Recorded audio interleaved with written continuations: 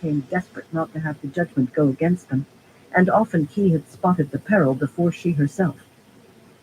"Saddle Winterfinch for me and bring your own horse," she told him. "We are going for a little ride." Travail raised one eyebrow slightly, half glancing in her direction, then attached the scabbard to the right side of his belt and set off down the wooden walkway toward the horse lines, walking very quickly. He never asked unnecessary questions. Perhaps she was more agitated within than she believed.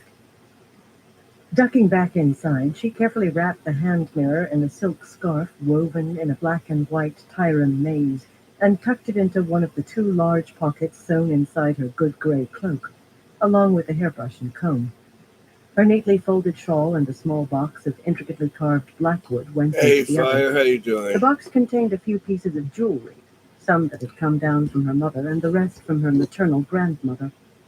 She herself seldom wore jewelry aside from her great serpent ring, yet she always took the box and the brush, comb, and mirror with her when she journeyed, reminders of the women whose memories she loved and honored, and of what they had taught her.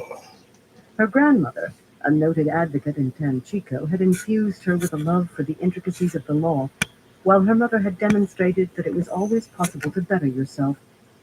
Advocates rarely became wealthy, though Colaris certainly had been Day more than hasn't been too comfortable. bad. I can't Yet complain despite too her much. disapproval, her daughter Aildrine had become a merchant and amassed a tidy fortune buying and selling Just dyes. Yes, it wish was it's better always with possible to better yourself, more with the if you little, seized cause the moment definitely when it appeared, as feel she it in my had when back. Elida Arroyham deposed Swan Sanchez. Matters since had not gone anywhere near as she had foreseen, of course. Matters seldom did. That was why a wise woman always planned alternative paths. Yeah, I'm definitely glad he's okay too. She considered waiting inside for Travail to return. Definitely He glad could there not wasn't fetch two horses in mere too minutes. much But damage now that the to time had actually his arrived, vehicle. her last stores of patience seemed to flee. Settling the cloak around her shoulders, she snuffed the lamp with an air of finality. Outside, however, she forced herself to stand in one place rather than pacing along the walkway's rough planks. Pacing would attract eyes, and perhaps some sister who thought she was fearful of being alone. In all truth, she was afraid, a little. When a man could kill you, unseen, undetected, it was most reasonable to be afraid. Yeah, She did not he's want already company, got though. She pulled up her cowl, someone signaling a desire for privacy, getting and drew the some cloak pieces around her. for him that he needs. A gray cat, They're notch-eared and not lean, charging him began too much stropping for himself against her the ankles. There replacement were cats parts. all over the camp. They appeared anywhere that I think Aes they're only Sedai gonna gathered, charge him tame as house pets, 200 however to feral they had replace been before. the 3 parts he After a needs. few moments, without having his ears scratched, the cat strolled away, as proud as a king, in search of someone who would see to them. He had plenty of candidates. Just moments earlier there had been only roughly garbed laborers and cart drivers in view, but now the camp began to bustle. Clusters of white-clad novices, the so-called families, scurried along the walkways to reach their classes, held in any tent large enough to accommodate them, or even in the open. Those who hurried by her ceased their There's childish still prattle right to there. offer perfect curtsies in passing. The sight never ceased to amaze her, or to produce anger. A fair number of those children were well into their middle years or older. No few had at least some gray in their hair, and some were grandmothers. Yet they were bending to the ancient routines as well as any girl she'd ever seen come to the tower. And so many. A seemingly endless flood pouring down the streets. How Alright. much had the tower lost through its focus on bringing in girls born with the spark, and those I already think on to the make it brink of drivable, channeling all you through their had to own do was fumbling, while leaving he the had to rest to bend find their way to Tarvalin as they would or could? How some much parts lost and through cut some insisting no other girl above plastic 18 parts could off submit to the discipline? to Change was nothing she had ever make it a little sought. bit dry, Law and make it more custom ruled in drivable. Aes Sedai's life, a bedrock of stability, and some changes, such as Because I these guess it novice was families, rubbing on his seemed too tire. She radical had to to go on. But how move some much had the tower lost? parts that were dinged Sisters in. glided along the walkways too, usually in pairs or even threes, usually trailed by their warders. The flow of novices parted around them in ripples of curtsies, ripples made jagged by the stares directed at the sisters, who pretended not to notice. Very few of the Aes Sedai lacked the glow of the power around them. Bayanin came close to clicking her tongue in irritation. The novices knew that Anaya and I Kyrene don't were know dead. about that. I have to There had ask been him no about thought of that. hiding the funeral pyres.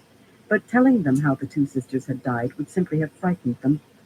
The newest, added to the novice book in Murundi, had worn white long enough to be aware that sisters walking about filled with Sayadar was beyond unusual, though. Eventually that alone would frighten them, and to no purpose.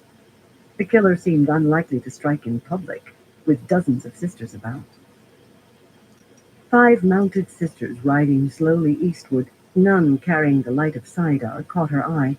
Each Nap was time. followed by a small Did nap entourage, early. generally a secretary, 'Cause I a gotta serving woman, roll one perhaps a up. serving Must man as be well in of case of heavy some lifting, and roach some beef. warders. All rode with their hoods up, but she had no difficulty making out who was who. Varylin, of her own grey, would have been tall as a man, while Takima the brown was a tiny thing. Soroya's cloak was flamboyant with white embroidery. She must use Saidar to keep it so sparkling bright. And a pair of warders trailing Faisella marked her as clearly as her brilliant green cloak, which made the last, wrapped in dark grey, Magla, the yellow. What would they find when they reached Darine? Surely not negotiators by the power, not now. Perhaps they thought they must go through the motions anyway. People frequently continued to go on as they had been after all purpose in it had been lost. That seldom lasted long with Aes Sedai, however. They hardly seem to be together at all, do they, Bayanin? You might think they just happened to be riding in the same direction. So much for the cowl providing a modicum of privacy. Luckily, she was practiced at suppressing sighs or anything else that might give away more than she wished. The two sisters who had stopped beside her were much of a height, both small-boned, dark-haired, and brown-eyed, but their resemblance ended. Ashmanila's narrow face, with its pointed nose, seldom displayed any emotion at all. Her silk dress, slashed with silver, might have come from a tirewoman's hands only moments before, and silver scrollwork decorated the edges of her fur-lined cloak and cowl. Phaedrine's dark wool bore a number of creases, not to mention several stains. Her woolen cloak was unadorned and needed darning, and she frowned much too often, as she was doing right then. She might have been pretty without that. An odd pair of friends, the usually unkempt brown, and the grey who paid as much attention to her clothes as to anything else. Bayanin glanced at the departing sitters. They did appear to be riding in the same direction by chance, more than riding together.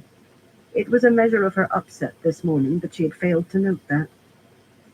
Perhaps, she said, turning to face her unwanted visitors, they are contemplating the consequences of last night. Yes, Ashmanila? Unwelcome or not, courtesy must be observed. At least the Amelin is alive, the other grey replied, and by what I've been told, she will remain alive and healthy. Her and Liana both. Not even Nynaeve's healing of Swan and Liana could make anyone speak of stilling with ease. Alive and a captive, it is better than being beheaded, I suppose, but not a great deal better. When Morvrin woke her to tell her the news, it had been hard to share the Browns' excitement. Excitement for Morvrin, at least. The woman had worn a small grin. Bayanin had never considered altering her plans, though. Facts, they must be faced. Egwene was a prisoner, and that was that. Do you not agree, Phaedrine? Of course, the Brown replied curtly. Curtly! But that was Phaedrine, always so immersed in whatever had caught her attention that she forgot how she should behave, and she was not dumb. But that is not why we sought you. Ashmanila says you have considerable acquaintance with murders. A sudden gust of wind snatched at their cloaks, but Bayanin and Ashmanila caught theirs smoothly. Phaedrine let hers swirl behind her, eyes intent on Bayanin. Perhaps you have had some thoughts on our murders, Bayanin, Ashmanila said smoothly. Will you share them with us? Phaedrine and I have been putting our heads together, but we are getting nowhere. My own experience is more with civil matters. I know that you have gotten to the bottom of a number of unnatural deaths. Of course she had thought on the murders. Was there a sister in the camp who had not? She herself could not have avoided it had she tried. Finding a murderer was a joy, far more satisfying than settling a boundary dispute. It was the most heinous of crimes, the theft of what could never be recovered, all the years that would never be lived, all that might have been done in them. And these were the deaths of Aes Sedai, which surely made it personal for every sister in the camp. She waited for a last covey of white-clad women, two with grey hair, to make their curtsies and hurry on. The number of novices on the walkways was finally beginning to thin out. The cats seemed to be following them. Novices were more free with petting than most sisters. "The man who stabs from greed," she said once the novices were beyond hearing. "The woman who poisons from jealousy, they are one thing. This is quite another altogether. There are two killings, surely by the same man, but well over a week apart. That implies both the patience and the planning. The motive is unclear, yet it seems very unlikely that he chose his victims by chance. Knowing no more of him than the fact that he can channel, you must begin by looking at what ties the victims together. In this case, Anaya and Chiron, they were both Blue Aja. So I ask myself, what connection has the Blue Aja with a man who can channel? The answer comes back, Moiraine Domodred and Randall Thor. And Chiron, she also had contact with him, yes? Phaedrine's frown deepened to near a scowl. You cannot be suggesting he is the killer. Really, she was getting much too far above herself. No, said Beonin coolly. I am saying you must follow the connection, which leads to the Ashaman. Men who can channel. Men who can channel, who know how to travel. Men who have some reason to fear Aes Sedai, perhaps particular Aes Sedai more than others. A connection is not the proof, she admitted reluctantly, but it is suggestive, yes? Why would an Ashaman come here twice and each time kill one sister? That sounds as though the killer wanted those two and no others. Ashmanila shook her head. How could he know when Anaya and Chiron would be alone? You cannot think he is lurking about disguised as a workman. From all I hear, these Ashaman are far too arrogant for that.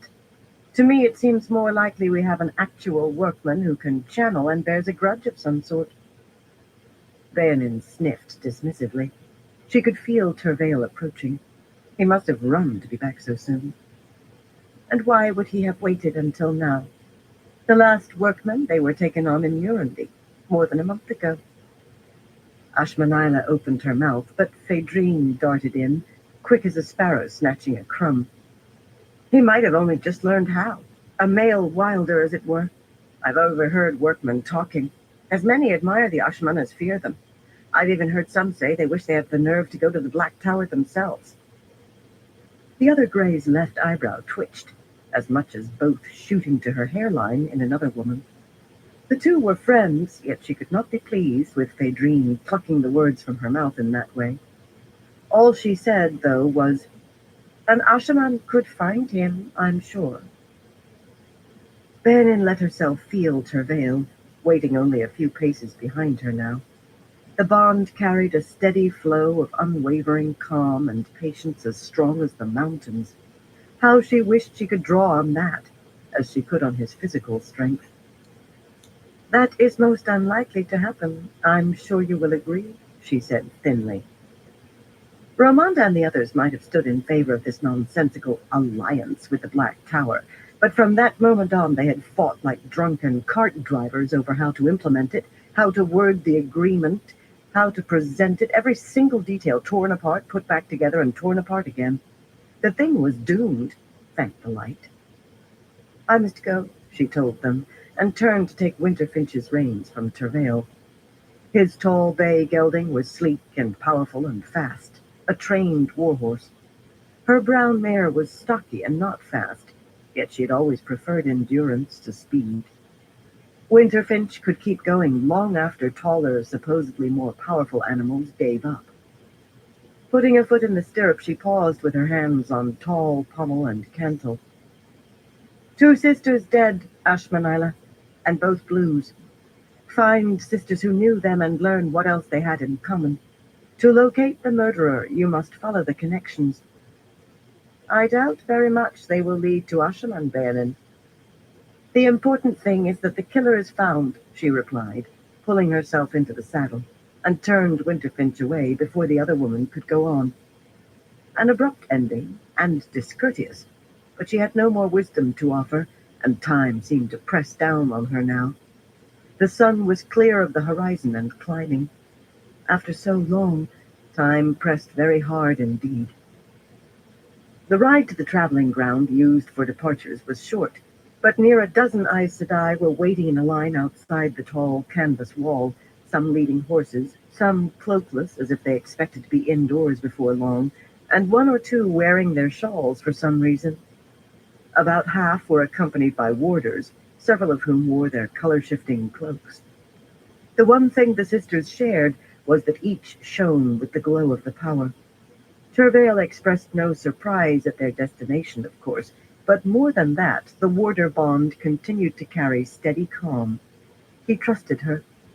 A silvery flash appeared inside the walls, and after sufficient time to count slowly to 30, a pair of greens who could not make a gateway alone entered together with 4 warders leading horses. The custom of privacy already had attached itself to traveling. Unless someone allowed you to see her weave a gateway, trying to learn where she was going was accounted akin to asking direct questions about her business. Bayanin waited patiently on Winterfinch, with Tervale towering over her on Hammer. At least the sisters here respected her raised cowl, Cheers, or everyone. perhaps they had their own reasons for silence. Either way, she did not have to talk with anyone. At this moment, that would have been insupportable. The line in front of her dwindled quickly, and soon enough she and Tervale were dismounting at the head of a much shorter line, only 3 sisters. He held aside the heavy canvas flap for her to enter first. Hung between tall poles, the wall enclosed a space of nearly 20 paces by 20 where frozen slush covered the ground, an uneven surface marked by footprints and hoofprints atop one another, and scored in the middle by a razor-straight line. Everyone used the middle.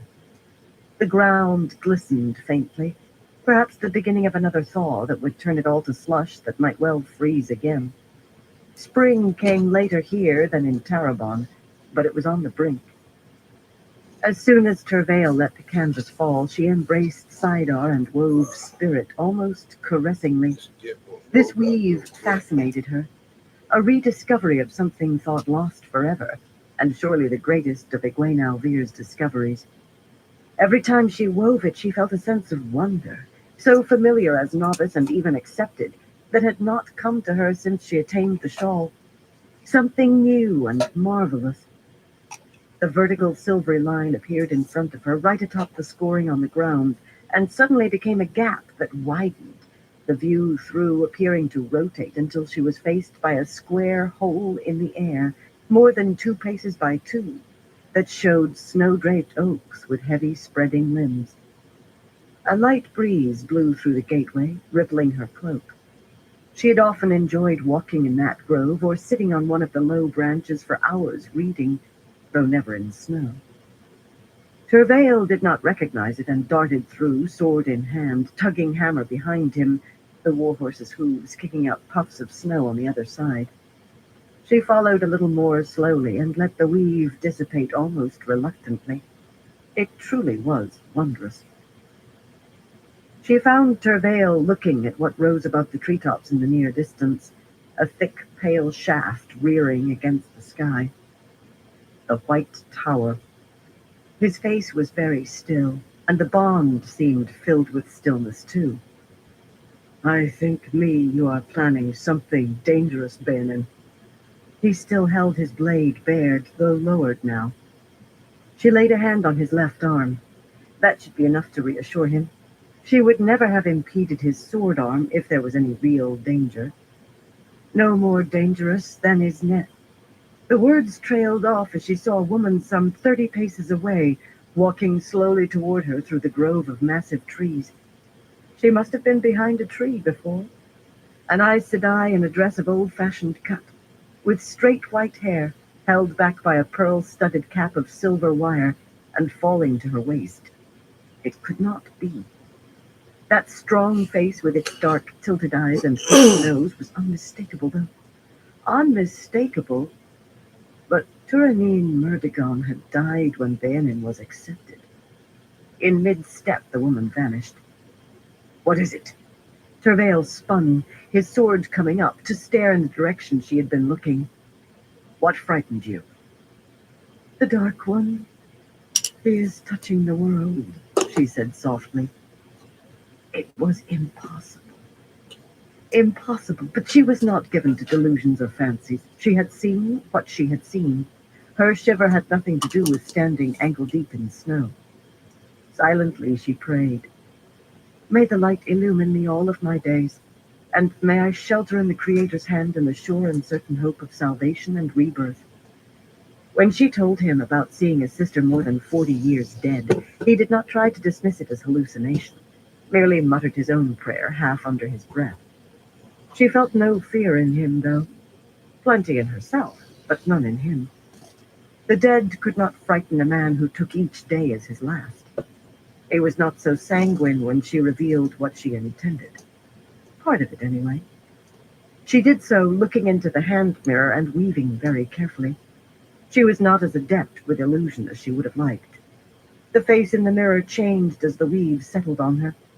It was not a great change, but the face was no longer an Aes Sedai's face, no longer Bayanin Marinya's face, just that of a woman who looked vaguely like her, though with much paler hair. "Why do you want to reach Elida?" he demanded suspiciously. Abruptly the bond carried an edge. "You mean to get close to her? Then lower the illusion, yes? She will attack you and—" "No, Bayanin. If it must be done, let me go. There are too many warders in the tower for her to know them all, and she will never expect a warder to attack her. I can put a dagger in her heart before she knows what is happening." He demonstrated, a short blade appearing in his right hand, quick as lightning. "What I do, I must do myself, Tervale." Inverting the illusion and tying it off, she prepared several other weaves, just in case matters went too far awry. Inverting them also, then began another, a very complex weave that she laid on herself. That would hide her ability to channel. She'd always wondered why some weaves, such as illusion, could be placed on yourself, while it was impossible to make others, such as healing, touch your own body. When she had asked that question as accepted, Turanine had said in that memorable deep voice, "As well ask why water is wet and sand dry, child. Put your mind on what is possible rather than why some things are not." Good advice, yet she never had been able to accept the second part. The dead were walking. "May the light illumine me all the days of—" She tied off the last weave and removed her great serpent ring, tucking it into her belt pouch. Now she could stand beside any Aes Sedai, unrecognized for what she was. "You have always trusted me to know what is best," she went on. "Do you still?" His face remained as smooth as a sister's, yet the bond brought an instant of shock. "But of course, Bayanin."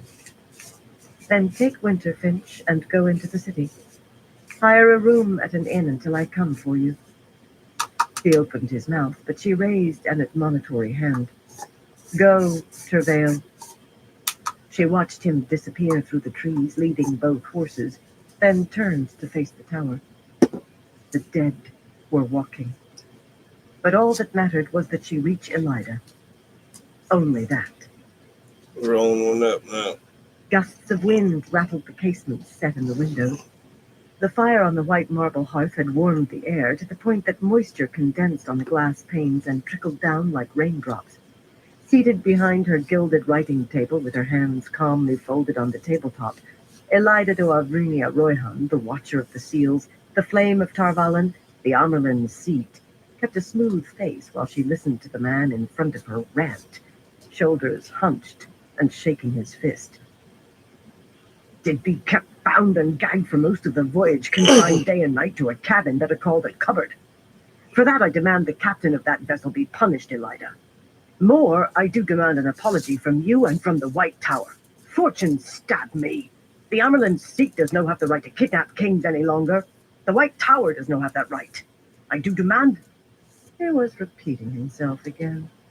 The man barely paused for breath. It was difficult to keep her attention on him.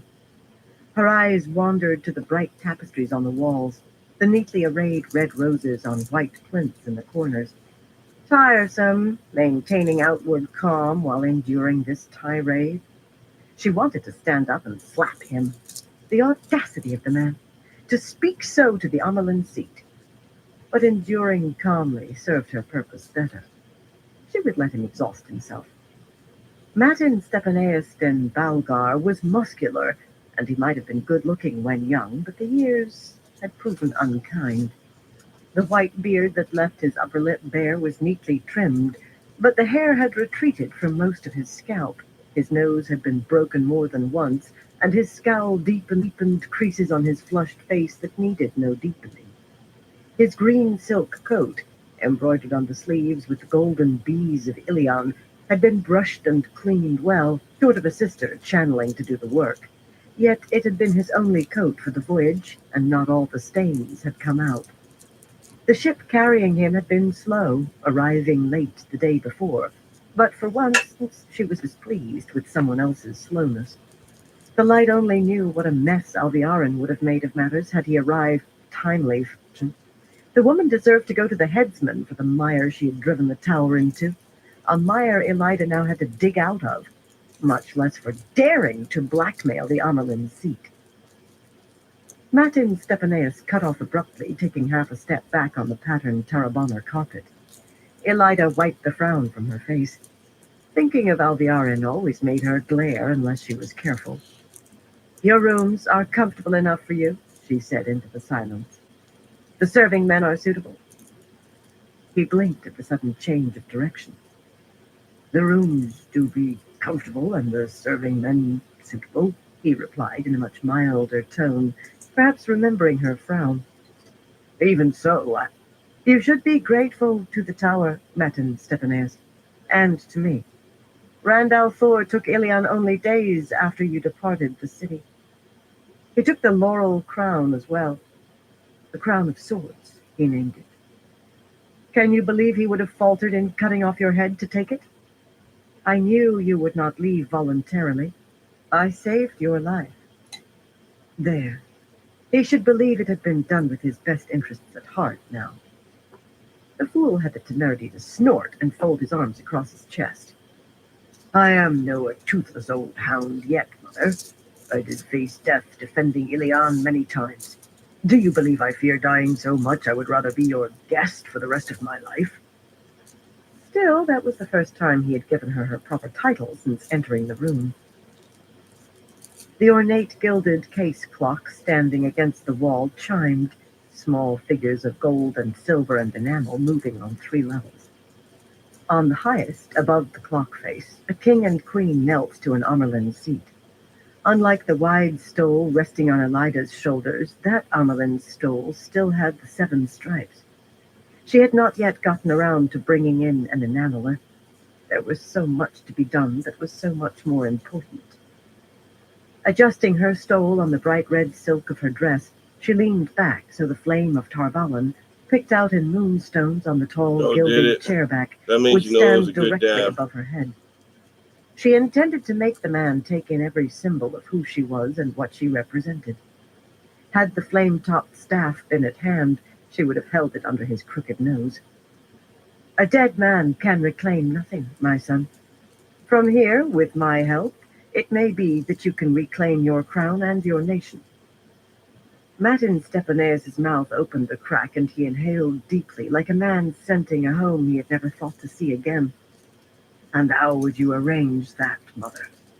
I understand the city do be held by these Ashemen," he fumbled the cursed name slightly, "and Aiel, who follow the dragon reborn." Someone had been talking to him, telling him too much. His news of events was to be strictly rationed. It seemed his serving man would have to be replaced. But hope had washed the anger from his voice, and that was to the good. "Regaining your crown will require planning and time," she told him, since at the moment she had no idea of how it could be accomplished. She certainly intended to find a way, however.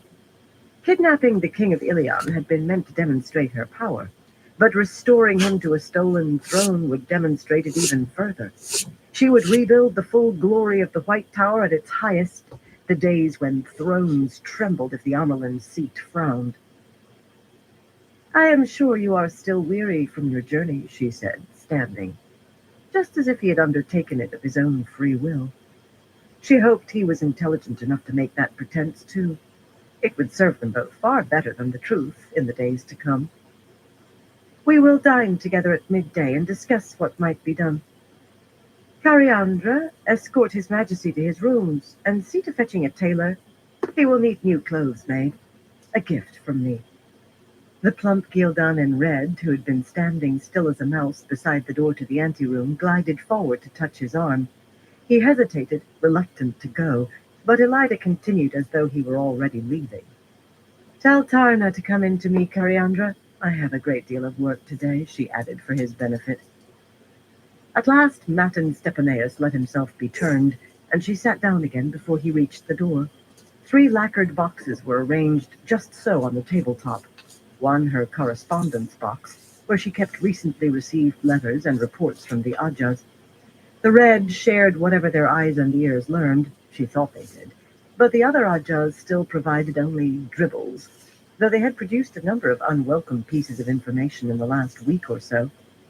Unwelcome in part because they indicated contact with the rebels that must go beyond those farcical negotiations. It was the fat gold-embossed leather folder in front of her that she opened, however. The tower itself generated enough reports to have buried the table had she tried to read them all herself, and Tarvalin produced 10 times as many. Clerks handled the vast majority, selecting only the most important for her to read. They still made a thick stack. You wanted me, Mother? Tarna said coolly, shutting the door behind her. There was no disrespect in it. The yellow-haired woman was cold by nature, her blue eyes icy. Elida did not mind that. What irritated her was that the bright red keeper's stole around Tarna's neck was little more than a wide ribbon. Her pale gray dress was slashed with enough red to display her pride in her Aja, so why was her stole so narrow? But Elida had a great deal of trust in the woman, and of late that was a rare commodity. What news from the harbor, Tarna? There was no need to say which. North Harbor alone had any hope of remaining functional without massive repairs. Only river ships of the shallowest draft can enter, Tarna said, crossing the carpet to stand in front of the writing table. She might have been discussing the possibility of rain. Nothing fazed her. But the rest are taking turns tying up to the part of the chain that's Quendiar so they can offload into barges. The ship captains complain, and it takes considerably longer, yet for the time being we can make do. Elida's mouth compressed, and she drummed her fingers on the tabletop. For the time being. She could not begin to repair the harbors until the rebels finally collapsed. So far they had not launched an assault, thank the light. That might begin with soldiers only, yet sisters certainly would be drawn into it, something they must want to evade as much as she did. But raising the harbor towers as repairs would require, laying the harbors open and defenseless might lead them to desperate acts. Light. Fighting must be avoided if at all possible. She intended to fold their army into the tower guard once they realized they were finished and returned to the tower. Part of her already thought as if Gareth Bryn were commanding the tower guard for her. An infinitely better man for high captain than Jamar Chubane. The world would know the White Tower's influence then. She did not want her soldiers killing one another, any more than she wanted the tower weakened by her Aes Sedai killing one another. The rebels were hers as much as those inside the tower, and she meant to make them acknowledge it. Picking up the top sheet from the stack of reports, she scanned it rapidly. Apparently, despite my express order, the streets are still not being cleaned. Why? An uneasy light appeared in Tarna's eyes, the first time Elida had ever seen her look troubled. People are frightened, Mother. They don't leave their homes except at need, and with great reluctance even then. They say they have seen the dead walking in the streets. This has been confirmed? Elida asked quietly. Her blood suddenly seemed chill. Have any sisters seen them? None in the red, that I know of. The others would speak with her as keeper, yet not freely, not to share confidences. How, under the light, was that to be mended? But people in the city are adamant. They have seen what they've seen. Slowly, Elida set the page down to one side. She wanted to shiver. So, Fire in the hole. she had read everything she could find concerning the last battle, even studies and foretellings so old they had never been translated out of the old tongue, and had lain covered in dust in the darkest corners of the library. The Althor boy had been a harbinger, but now it seemed that Tarmangaiden would come sooner than anyone had thought. Several of those ancient foretellings from the earliest days of the tower said the dead appearing was the first sign, a thinning of reality as the Dark One gathered himself. There would be worse before long. Have the tower guards drag able-bodied men out of their houses if need be, she said calmly. I want those streets clean, and I want to hear that a start was made today. Today. The other woman's pale eyebrows lifted in surprise. She had lost her usual frigid self-control. But all she said, of course, was, As you command, mother. Elida projected serenity, but it was a charade. What would come, and she still had secured no hold on the Althor boy. To think she had once had him right under her hand. If only she had known then. Curse Albiarin and that triply cursed proclamation calling anathema on anyone who approached him save through the tower. She would have recalled it, except that would seem weakness, and in any case the damage had been done beyond simple mending. Still, soon she would have Elaine back in hand, and the royal house of Andor was the key to winning Tarmangaiden. That she had foretold long ago, and news of rebellion against the Shonchan sweeping across Tarabon had been very pleasant reading. Not everything was a tangle of briars stabbing her from every side. Scanning the second report, she grimaced. No one liked sewers, yet they were 1/3 of the life's blood of a city, the other two being trade and clean water. Without the sewers, Tarvalin would become prey to a dozen diseases, overwhelming anything the sisters could do, not to mention even more malodorous than the rotting garbage must have made the streets already. Though trade was cut to a trickle for the moment, the water still came in at the upriver end of the island and was distributed to water towers throughout the city, then to fountains, ornamental and plain, that anyone was free to use. But now it seemed the sewer outlets on the downriver end of the island were nearly clogged.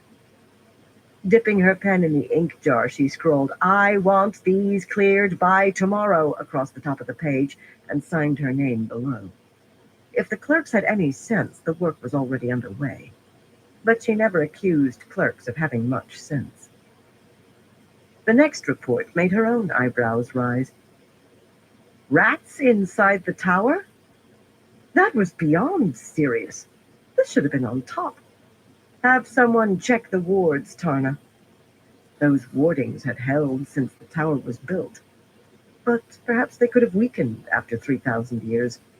How many of those rats were the Dark One's spies? A rap came at the door, followed an instant later by a plump accepted named Anamara, who spread her striped skirts in a deep curtsy. If it pleases you, mother, Falana Sedai and Nagain Sedai have brought a woman to you they found wandering in the tower. They say she wants to present a petition to the Amerlin Seat. Tell her to wait and offer her tea, Anamara, Tarna said briskly. The mother is busy. No, Elida broke in. Send them in, child, send them in. It had been too long since anyone had come to present her with a petition. She was of a mind to grant whatever it was, if it was not too ridiculous. Perhaps that would restart the flow. It was far too long since any sisters had come to her without being summoned too. Perhaps the two Browns would end that drought as well. But only one woman entered the room, carefully closing the door behind her. By her silk riding dress and good cloak, she appeared to be a noblewoman or a prosperous merchant, a supposition supported by her confident manner. Elida was sure she had never met the woman before, yet there seemed something vaguely familiar about that face, framed by hair even fairer than Tarna's. Elida stood and started around the table, hands outstretched and an unaccustomed smile on her face. She tried to make it seem welcoming. I understand that you have a petition for me, my daughter. Tarna, pour her some tea. The silver pot sitting on a silver tray atop the side table must still be at least warm. The petition, it was something I let them believe in order to reach you unbruised, mother, the woman replied in Taraboner accents, curtsying, and halfway through that, her face was suddenly that of Bayanin Marinia. Embracing Saidar, Tarna wove a shield on the woman, but Elida contented herself with planting her fists on her hips. To say that I'm surprised you dare show me your face would be an understatement, Bayanin. I managed to become part of what you might call the ruling council in Saladar, the Grey said calmly. I made sure they sat there and did nothing, and I put the rumors about that many among them were in truth your secret adherents. The sisters, they were looking at one another with so much suspicion, I think me most might have returned to the tower soon at that point. But then other sitters beside the Blues appeared. The next I knew, they had chosen their own hall of the tower, and the ruling council, it was done. Still, I continued to do what I could. I know that you commanded me to remain with them until they were all ready to return, but that must happen within days now. If I may say, Mother, it was the most excellent decision not to try Egwene. For one thing, she has the genius for discovering new weaves, even better than Elaine Trakand or Nynaeve Almira. For another, before they raised her, Lelaine and Ramonda struggled with one another to be named Amerlin. With Egwene alive, they will struggle again, but neither can succeed. Yes? Me, I think very soon now, sisters will begin following behind me. In a week or two, Lelaine and Ramonda will find themselves alone with the remainder of their so-called haul. How did you know the Alvir girl wasn't to be tried? Elida demanded. How did you know she's even alive? Unshield her, Tarna. Tarna complied, and Bayanin gave her a nod as if in gratitude. A small gratitude. Those large blue-gray eyes might make Bayanin appear constantly startled, but she was a very composed woman.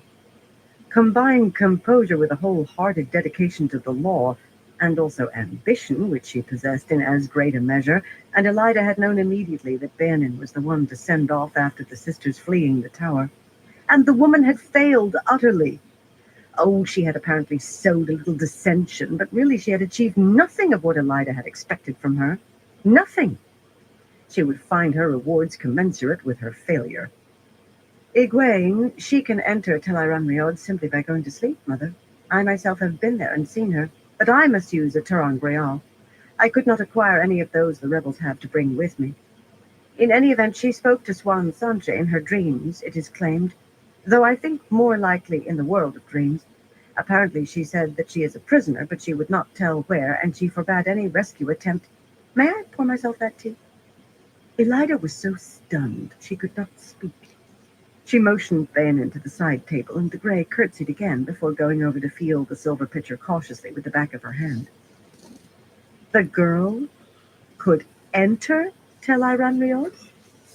And there were ter'angreal that allowed the same thing? The world of dreams was almost a legend.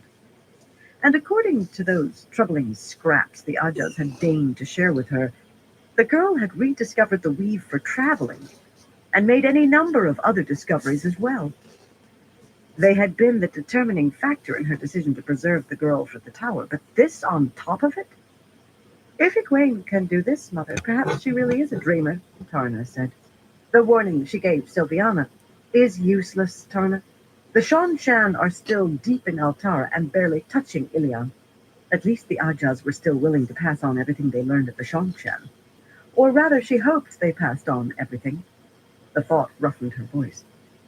Unless they learn to travel, can you think of any precaution I need to take beyond what is already in place? She could not, of course.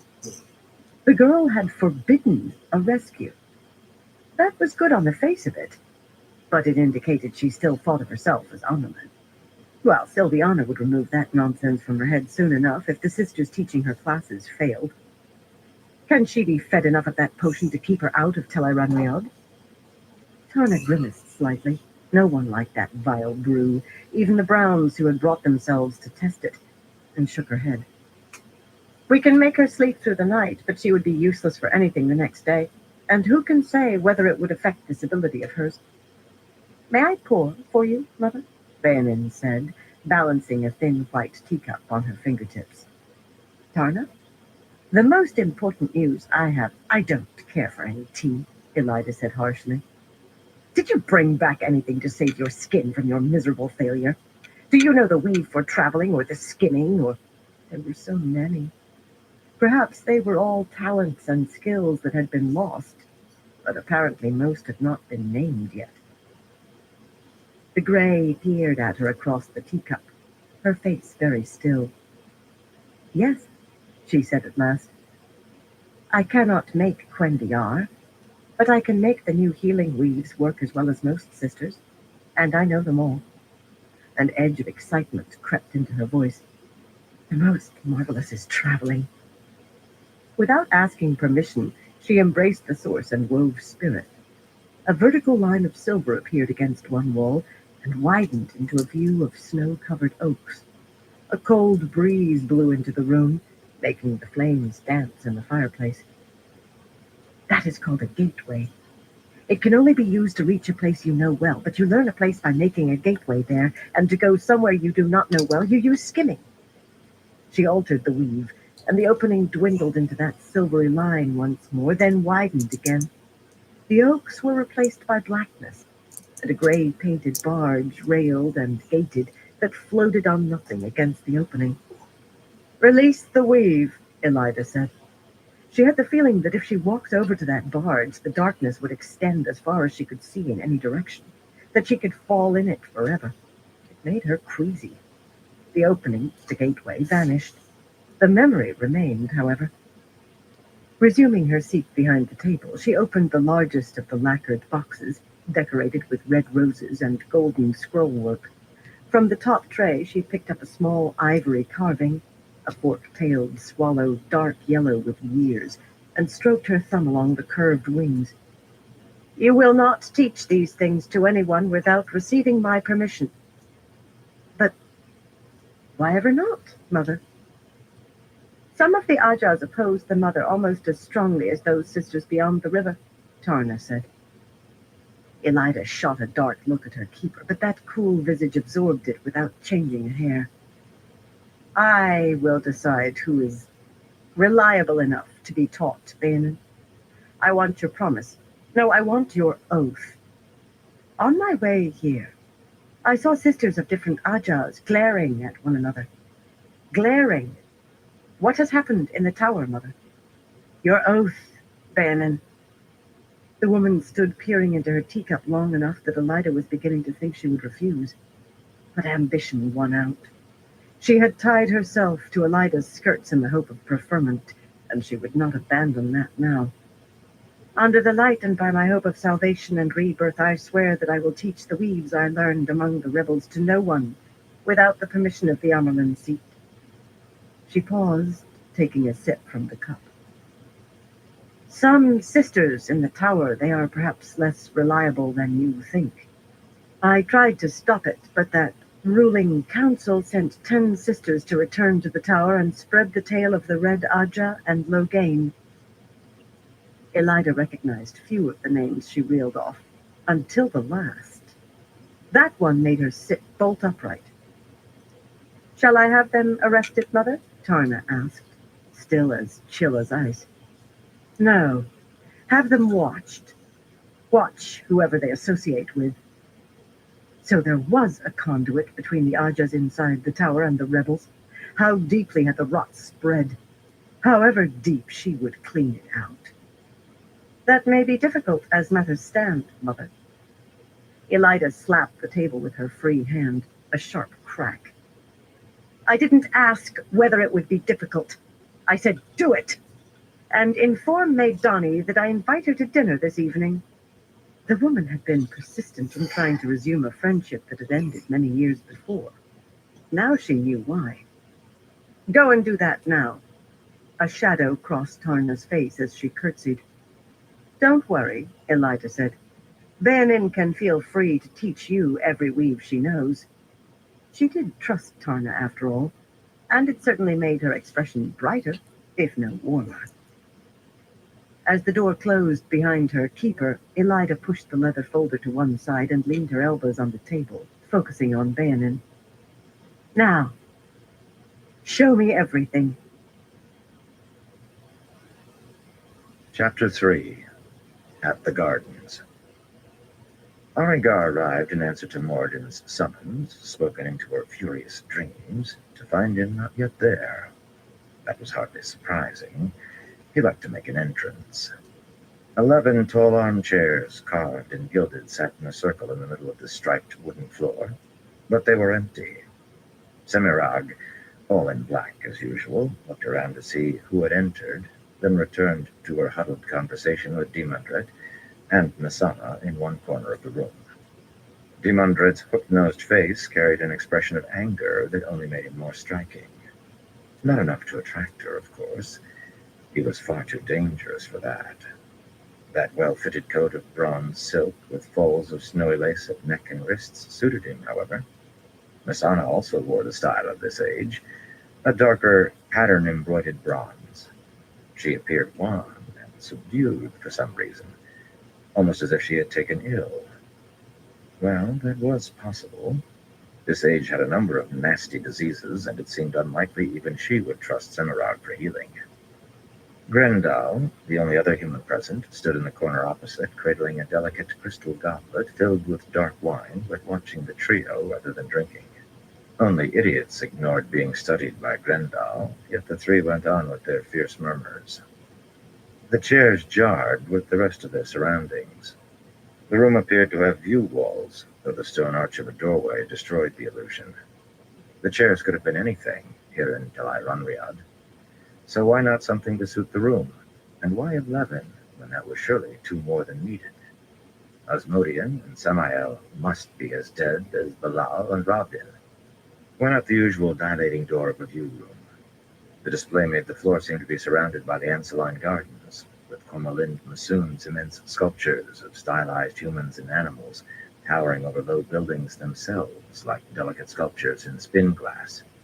At the gardens, only the finest wines had been served, the finest dishes, and it almost always had been possible to impress a beautiful woman with large winnings at the ginger wheels, though cheating enough to win consistently had been difficult. Difficult, but necessary for a scholar who lacked wealth. All gone, in ruins by the third year of the war. A golden-haired, ever-smiling Zamora in a flowing white blouse and tight breeches bowed fluidly and offered Arengar a crystal goblet of wine on a silver tray. Graceful and beautifully androgynous, apparently human despite those dead black eyes, the creatures had been one of Agenor's less inspired creations. Still, even in their own age, when Moradin had been called Ishamael, there was no longer any doubt in her mind of who he was. He had trusted the creatures above any human servant, despite their uselessness for every other task. Somewhere he must have found a stasis box stuffed with the things. He had dozens, although he seldom brought them out, yet 10 more stood waiting, graceful while standing still. He must consider this meeting more important than most. Taking the goblet, she waved the Zamara away, though it was already turning before she gestured. She hated the creature's ability to know what was in her head. At least it could not communicate what it learned to anyone. Memories of anything but commands faded in minutes. Even Agenor possessed sense enough to see the need for that. Would he appear today? Osengar had missed every meeting since the failure at Shadowlooketh. The true question was he among the dead, or was he moving in secret, perhaps at the Great Lord's direction? Either way, his absences presented delicious opportunities, but the latter presented as many dangers. Dangers had been much on her mind lately. Casually, she strolled over to Grendel. Who do you think arrived first, Grendel? The Shadow Take Me, whoever it was, chose a depressing setting. Lanfear had preferred meetings that floated in endless night, yet this was worse in its own way, like meeting in a cemetery. Grendel smiled thinly. At least she attempted a thin smile, but no amount of effort would make those lips thin. Lush was the word for all of Grendel, lush and ripe and beautiful, and barely concealed by the gray mist of her streethed gown. Though perhaps she should not have worn quite so many rings, all but one adorned with gems. The coronet encrusted with rubies clashed with her sun-gold hair, too. The emerald necklace Delana had provided went much better with her own green satin silks. Of course, while the emeralds were real, her silks were a product of the world of dreams. She would have attracted too much notice in the waking world with a dress cut so low, if it would even stay up there. And there was the slip that bared her left leg to the hip. Her legs were better than Grendal's. She had considered 2 slits. Her abilities here were not as large as some. She could not find Egwene's dreams without the girl right beside her. But she could manage the clothes she wanted. She enjoyed having her body admired, and the more she flaunted it, the more the others took her for inconsequential. I arrived first, Grendel said, frowning slightly into her wine. I have fond memories of the gardens. Arengar managed to laugh. So do I. So do I. The woman was a fool like the rest, living in the past among the tatters of what was lost. We'll never see the gardens again, but we'll see their like. She herself was the only one of them suited to rule in this age. She was the only one who understood primitive cultures. They had been her specialty before the war. Still, Grendel had useful skills and a wider range of contacts among the Friends of the Dark than she herself had, though the other woman would certainly disapprove of how Arengar meant to use them, should she learn. Has it occurred to you that all of the others have alliances, while you and I stand alone? And Osengar, if he was alive, but there was no need to bring him into this. Grendel's gown turned a darker gray, regrettably obscuring the view. It was real Streeth. Arengar had found a pair of stasis boxes herself, but filled with the most appalling rubbish for the most part. Has it occurred to you that this room must have ears? The Zamorin were here when I arrived. Grendel. She purred the name. If Moradin is listening, he'll assume I'm trying to get into your bed. He knows I never made alliances with anyone. In truth, she had made several, but her allies always seemed to suffer fatal misfortunes once their usefulness ended, and they took all knowledge of the affiliations to their graves. Those who found graves. The street went black as midnight in marching, and spots of color appeared on Grendel's creamy cheeks. Her eyes became blue ice, but her words were at odds with her face, and her gown faded to near transparency as she spoke, slowly, sounding thoughtful. An intriguing notion, one I had never before considered. I might do so now, perhaps. You will have to convince me, though. Good. The other woman was as quick-witted as ever. It was a reminder that she must be careful. She meant to use Grendel and dispose of her, not be caught in one of her traps. I am very good at convincing beautiful women. She stretched out a hand to caress Grendel's cheek. Now was not too soon to begin convincing the others. Besides, something more than an alliance might come of it. She had always fancied Grendel. She no longer really remembered having been a man. In her memories, she wore the body she did now, which did make for a few oddities, yet that body's influence had not changed everything. Her appetites had not altered, only broadened. She would very much like to have that Streeth gown, and anything else useful that Grendel might possess, of course, but she dreamed of wearing that dress sometimes. The only reason she was not wearing one now was that she would not have the other woman thinking she had imitated her. The Streeth remained barely opaque, but Grendel stepped away from the caress, looking past Arengar, who turned to find Messana approaching, flanked by Demandred and Cimarag. He still appeared angry, and Cimarag coolly amused. Messana was still pale, but no longer subdued. No, not subdued at all. She was a hissing career, spitting venom. Why did you let her go, Arengar? You were supposed to be controlling her. Were you so busy playing your little dream games with her that you forgot to learn what she was thinking? The rebellion will fall apart without her for a figurehead. All my careful planning ruined because you couldn't keep a grasp on one ignorant girl. Arengar held on to her temper firmly. She could hold it when she was willing to make the effort. Instead of snarling, she smiled.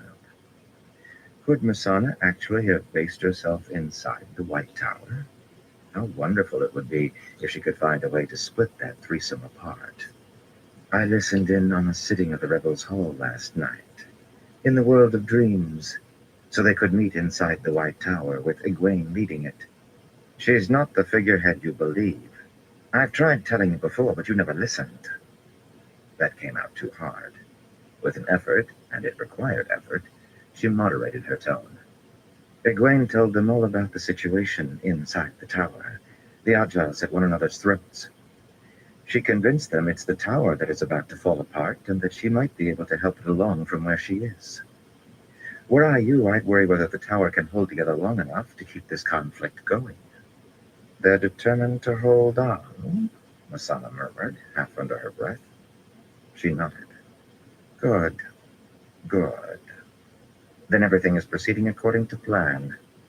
I've been thinking I would need to stage some sort of rescue, but perhaps I can wait until Elida has broken her. Her return should create even more confusion then. You need to sow more dissension, Arengar. Before I'm done, I want those so-called Aes Sedai hating each other in their blood. Azumara appeared, bowing gracefully as it offered a tray with 3 goblets. Masana and her companions took the wine without a glance at the creature, and it bowed again before flowing away. Dissension was always something she was good at, Cimarog said. Demandred laughed. Arengar forced her anger down. Sipping her own wine, it was quite good, with a heady aroma, if nowhere near the vintages served at the gardens. She laid her free hand on Grendel's shoulder and toyed with one of those sun-colored curls. The other woman never flinched, and the street remained a bare mist. Either she was enjoying this, or she had better control of herself than seemed possible. Cimarog's smile grew more amused. She, too, took her pleasures where she found them. The Cimarog's pleasures had never attracted Arengar. If you're going to fondle one another, Demundred growled, do it in private. Jealous, Arengar murmured, and laughed lightly at his scowl. Where is the girl kept, Masana? She didn't say. Masana's big blue eyes narrowed. They were her best feature, yet only ordinary when she frowned. Why do you want to know? So you can rescue her yourself? I won't tell you. Grendel hissed, and Arengar realized that her hand had become a fist in that golden hair, bending Grendel's head back.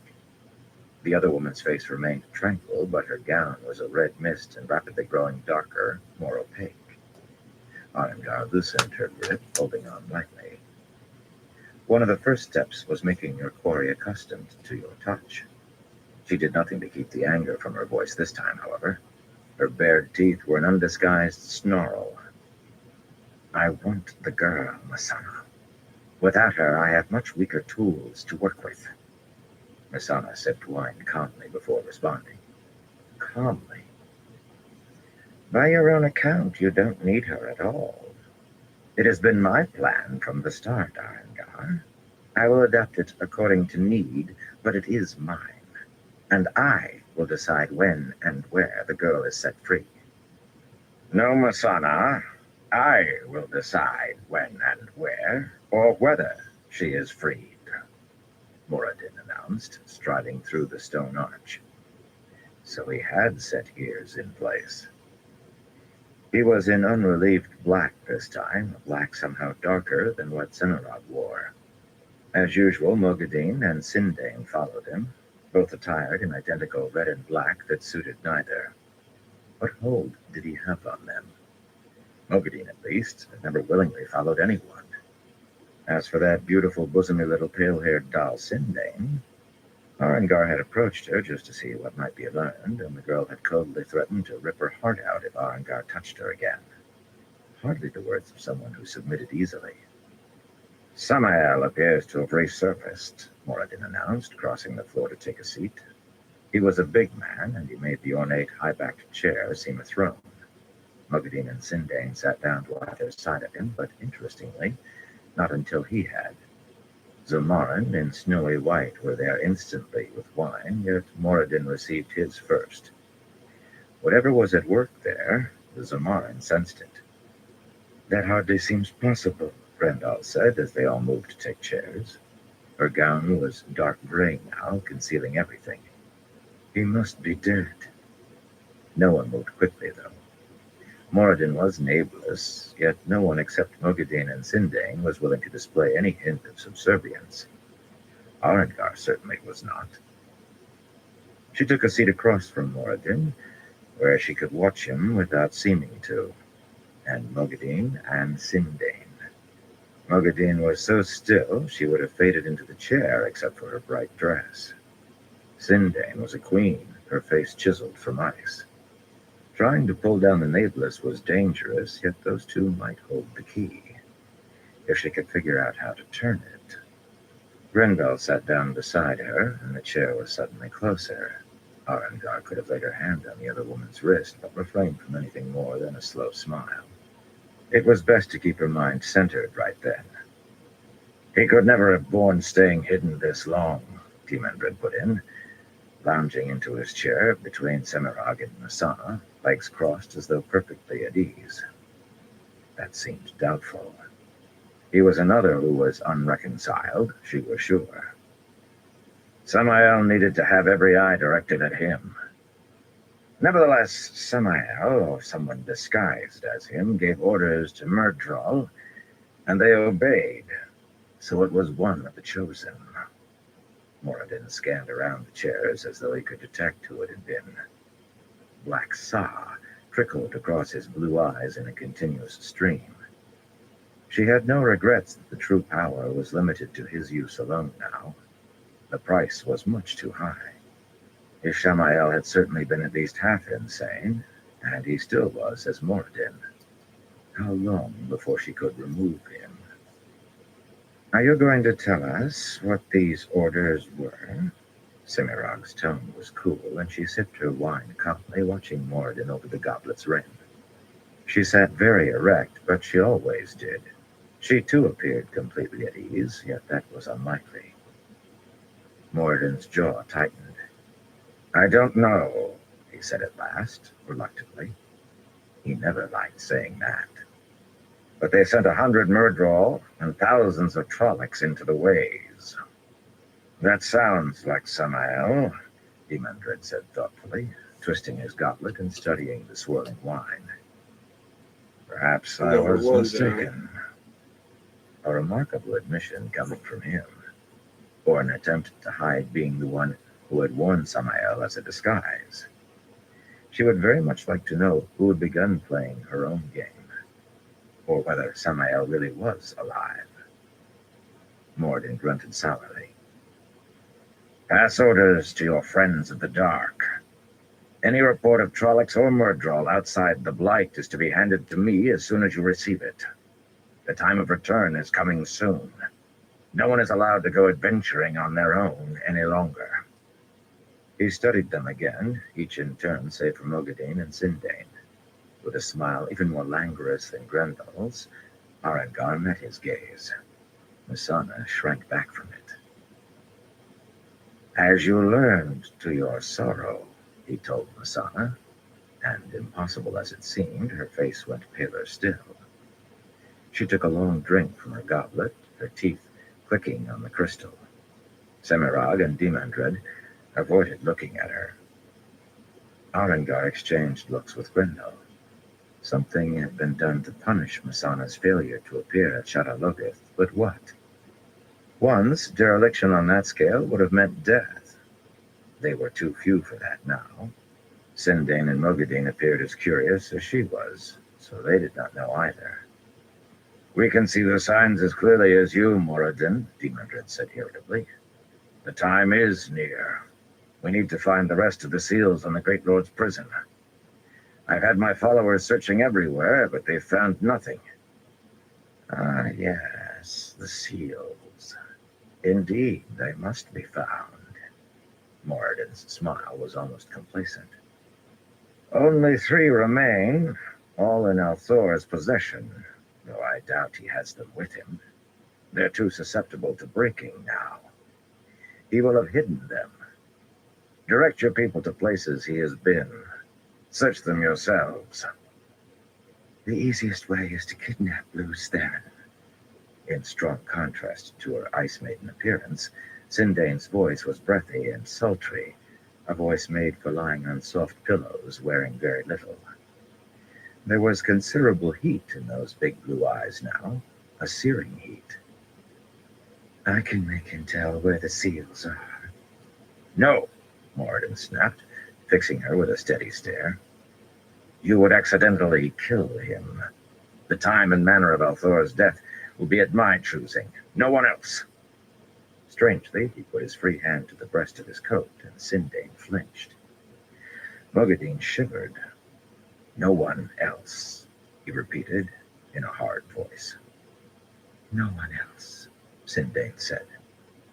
When he lowered his hand, she exhaled softly, then took a swallow of wine. Sweat glistened on her forehead. Arengar found the exchange illuminating.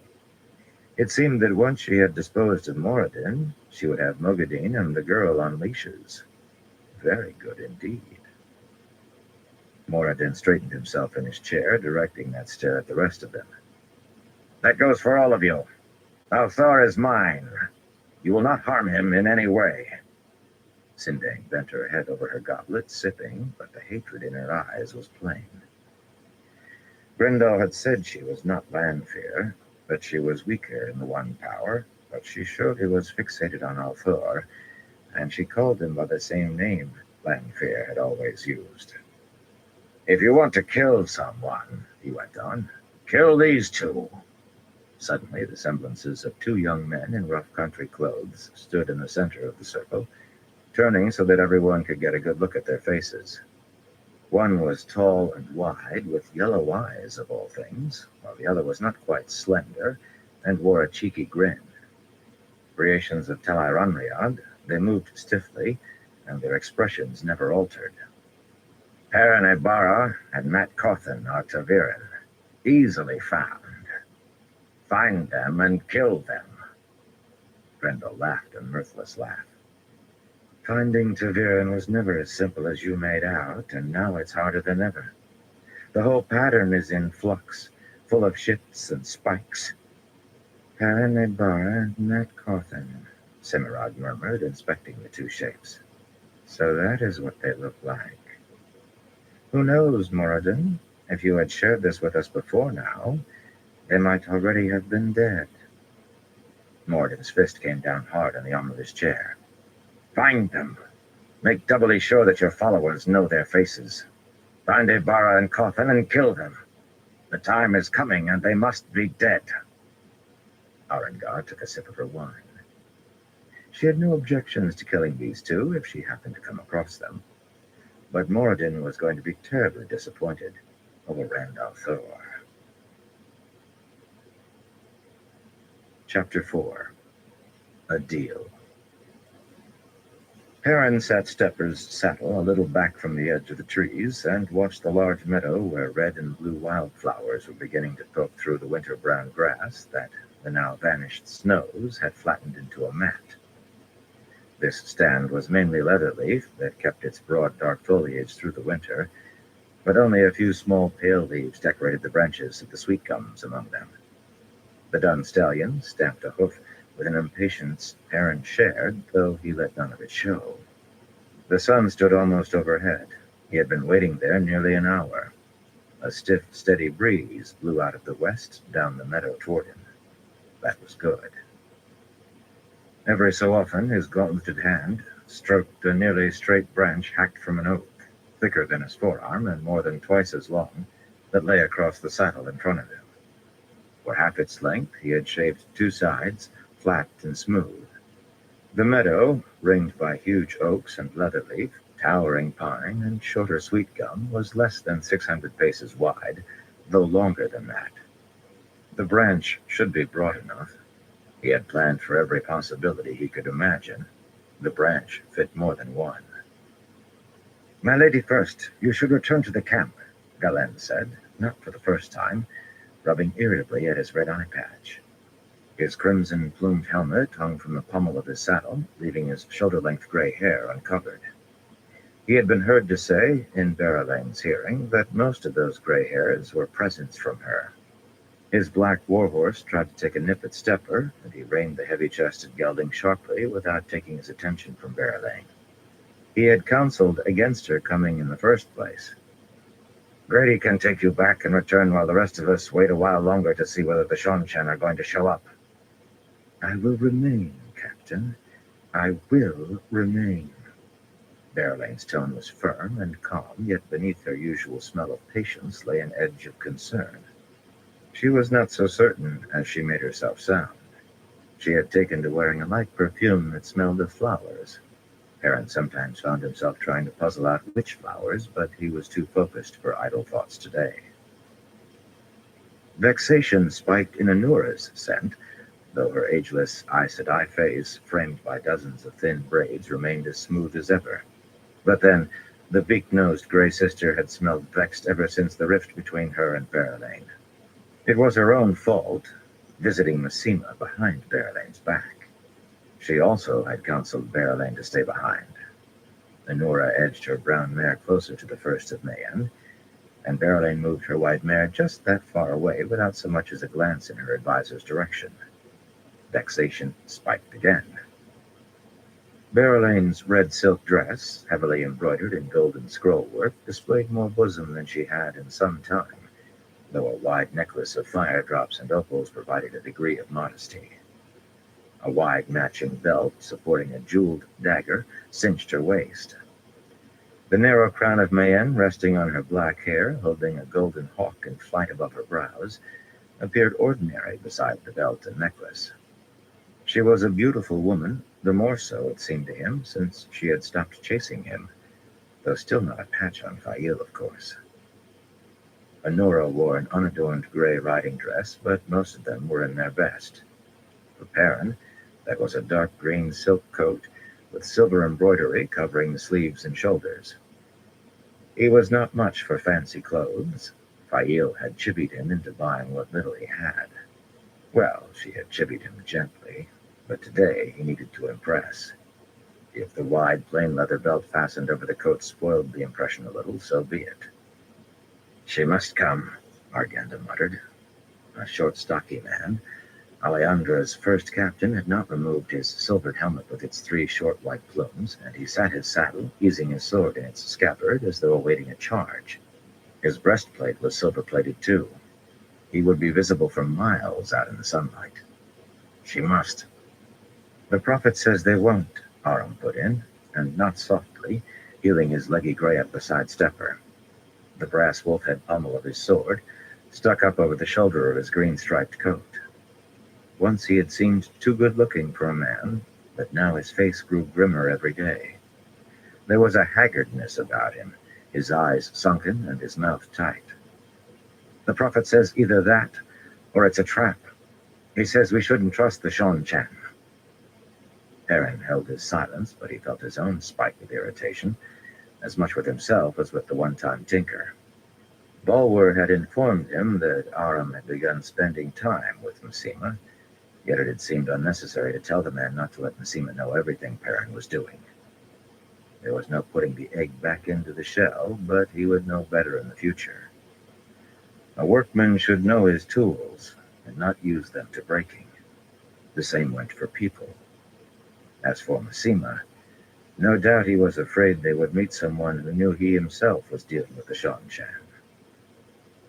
They were a large party, though most would remain right there among the trees. 50 of Berelain's winged guards in rimmed red helmets and red breastplates, scarlet streamers floating from their slender steel-tipped lances, were mounted behind the golden hawk on blue of Mayen, rippling on the breeze. Beside them, 50 Gildanan in burnished breastplates and dark green conical helmets sat their horses behind Gildan's 3 silver stars on red. The streamers on their lances were green. They made a brave show, yet all of them together were far less deadly than Jer Grady, with his weathered farmer's face, even if they made him appear drab in his plain black coat with a silver sword pin on the high collar. He knew it, whether or not they did, and he stood beside his bay gelding with the ease of a man resting before the day's labor. In contrast, Leof Torfin and Todd Alcar, the only other 2 Rivers men present, were still all but bouncing in their saddles with excitement despite the long wait. It might have taken some of their pleasure away had they known they had been chosen in large part because they came nearest fitting their borrowed coats of dark, finely woven green wool. Leof carried Perrin's own red wolf-head banner, Todd the red eagle of Manetheren, both rippling on staffs, a little longer than the lances. They had almost come to blows over who was to carry which. Perrin hoped it was not because neither wanted to carry the red-bordered wolf head. Leof looked happy enough. Todd looked ecstatic. Of course, he did not know why Perrin had brought the thing along. In any trade, you needed to make the other fellow think he was getting something extra, as Matt's father often said. Colors swirled in Perrin's head, and for a brief instant he thought he saw Matt talking to a small, dark woman. He shook off the image. Here and now, today, were all that mattered. Fail was all that mattered. They will come, Arganda snapped in answer to Aram, though he glared through the face bars of his helmet as if expecting a challenge. What if they don't? Galen demanded, his one eye scowling as fiercely as Arganda's pair. His red-lacquered breastplate was not much better than Arganda's silvered one. Small chance they could be talked into painting them something dull. What if it is a trap? Arganda growled, almost a wolf's guttural growl. The man was near the end of his tether. The breeze brought the scent of horses only moments before Perrin's ears caught the first blue tits trills, too distant for anyone else to hear. They came from the trees flanking the meadow. Large parties of men, perhaps unfriendly, were entering the woods. More trills sounded, closer. They're here, he said, which earned him looks from Arganda and Galen. He tried to avoid revealing the acuteness of his hearing, or his sense of smell, yet that pair had been on the point of coming to blows. The relayed trills grew nearer, and everyone could hear them. The two men's looks grew odd. I can't risk the lady first if there's any chance of a trap, Galen said, buckling on his helmet. They all knew what the signal meant. The choice is mine, Captain, Berylane replied before Perrin could open his mouth. And your safety is my responsibility, my lady first. Berylane drew breath, her face darkening, but Perrin got there first. I told you how we're going to spring that trap, if that's what it is. You know how suspicious the Shon-Chan are. Likely they're worried about us ambushing them. Galen harumphed loudly. The patience in Berylane's smell flickered, then settled in again, rocked steady. You should listen to him, Captain, she said with a smile for Perrin. He knows what he is doing. A party of riders appeared at the far end of the meadow and drew rein. Talanvar was easy to pick out. In a dark coat and mounted on a good dappled gray, he was the only man not wearing armor vividly striped in red and yellow and blue. The other pair, unarmored, were women, one in blue with red on her skirts and breast, the other in gray. The sun reflected off something connecting them. So, a Suldam and Damani. There had been no mention of that in all the negotiations carried out through Talanvor, but Perrin had counted on it. It's time, he said, gathering Stepper's reins one-handed. Before she decides we're not coming. Anura managed to get close enough to lay a hand on Berylane's arm for a moment before the other woman could move her mare away. You should let me come with you, Berylane. You may need my counsel, yes? This sort of negotiation is my specialty. I suspect the Shon-Chen know an Aes Sedai face by now, don't you, Anura? I hardly think they'd negotiate with you. Besides, Berylane added in a too sweet voice, you must remain here to assist Master Grady. Spots of color appeared briefly on the Aes Sedai's cheeks, and her wide mouth tightened. It had taken the wise ones to make her agree to take orders from Grady today, though Perrin was just as glad he did not know how they had done it. And she had been trying to wiggle out ever since leaving the camp. You stay too, Perrin said when Aram made to ride forward. You've been hot-headed lately, and I won't risk you saying or doing the wrong thing out there. I won't risk Fail on it. That was true. No need to say he would not risk the man carrying what was said out there back to Messina. You understand? Bubbles of disappointment filled Aram's scent, but he nodded, however reluctantly, and rested his hands on the pommel of his saddle. He might come close to worshipping Massima, but he would give his life 100 times over rather than risk Fail's. On purpose, anyway. What he did without thinking was another matter. Perrin rode out of the trees, flanked by Arganda on one side and Berelain and Galen on the other. The banners followed behind, and 10 Mayenners and 10 Gildanen in a column of twos. As they walked their mounts forward, the Seanchan started toward them, also in column, with Talonvor riding beside the leaders, one on a roan, the other a bay. The horses' hooves made no sound in the thick mat of dead grass. The forest had gone silent, even to Perrin's ears. While the Mayenners and Gildanen spread out in a line, and most of the Seanchan in their brightly painted armor did the same, Perrin and Berelain advanced toward Talonvor, and 2 of the armored Seanchan, one with 3 thin blue plumes on that lacquered helmet that was so like an insect's head, the other with 2. The Suldam and Damani came too. They met in the middle of the meadow, surrounded by wildflowers and silence, with 6 paces between them. As Talonvor positioned himself to one side between the 2 groups, the armored Seanchan removed their helmets with hands in steel-backed gauntlets that were striped like the rest of their armor. The 2-plumed helmet revealed a yellow-haired man with half a dozen scars seaming his square face. He was a hard-bitten man who smelled of amusement, strangely, but it was the other who interested Perrin. Mounted on the bay, a trained warhorse, if he had ever seen one, she was tall and broad-shouldered for a woman, though lean otherwise and not young. Gray marked the temples of her close-cut, tightly curled black hair.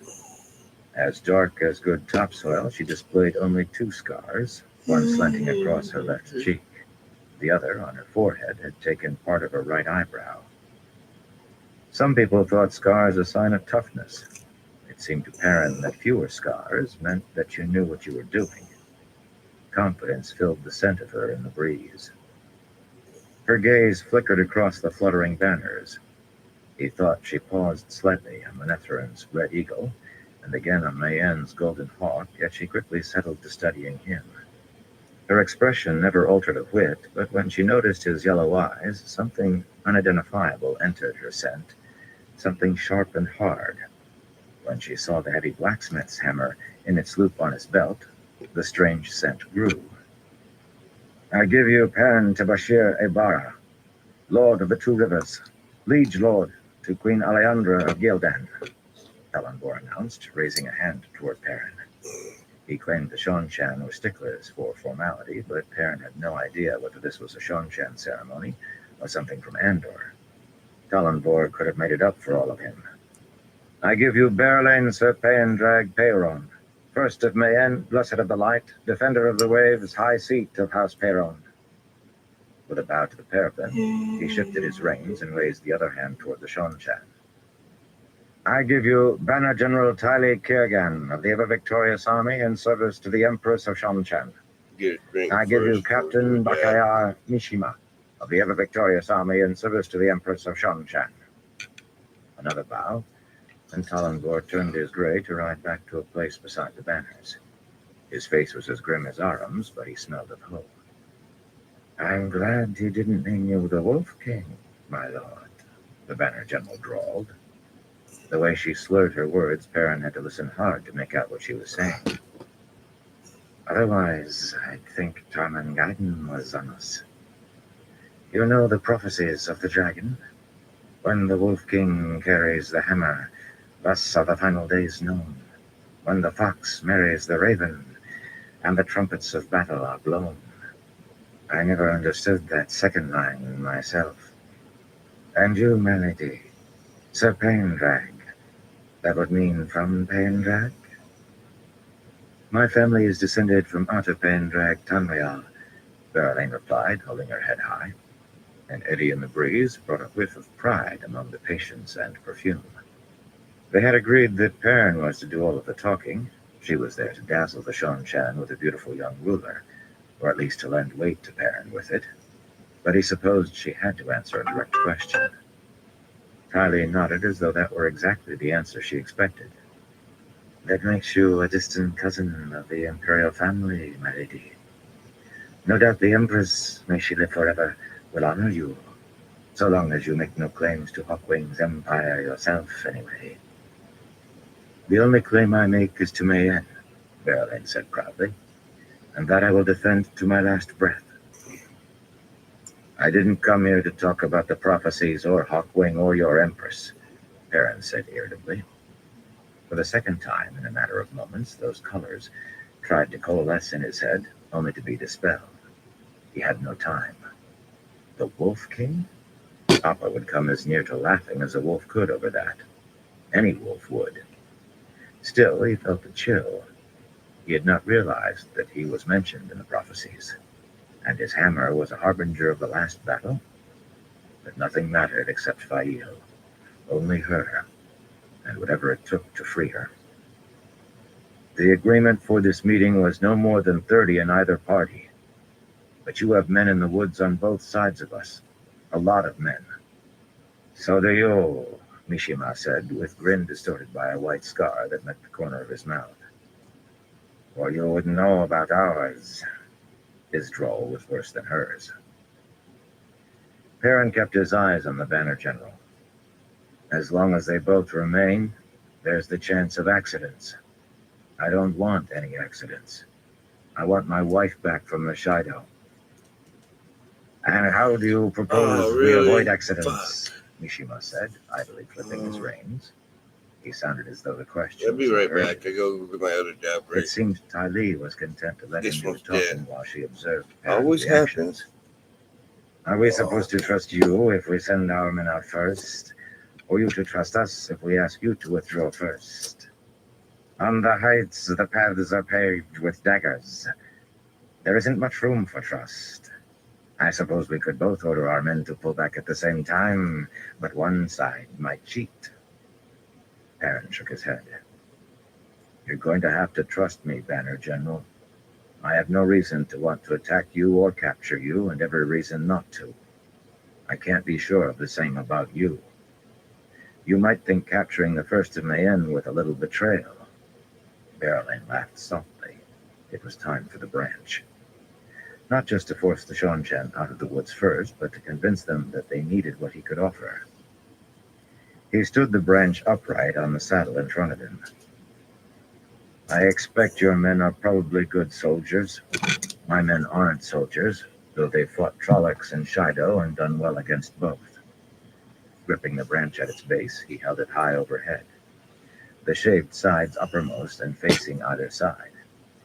But they're used to hunting lions and leopards and ridge cats come down out of the mountains after our flocks, and wild boar and bear, animals that hunt back, in forests not much different from this. The branch tried to twist violently in his gauntleted fist as twin impacts, not a heartbeat apart, shivered down his arm. He lowered the branch to display 2 pile arrows, their chiseled-shaped heads driven clear of the tough wood on either side. 300 paces was a long range for that target, but he had chosen John Dinbaran and Jory Conger to make the shots. They were the best he had.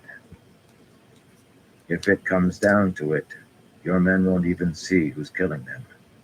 And that armor won't do much good against a Two Rivers longbow. I hope it doesn't come to that.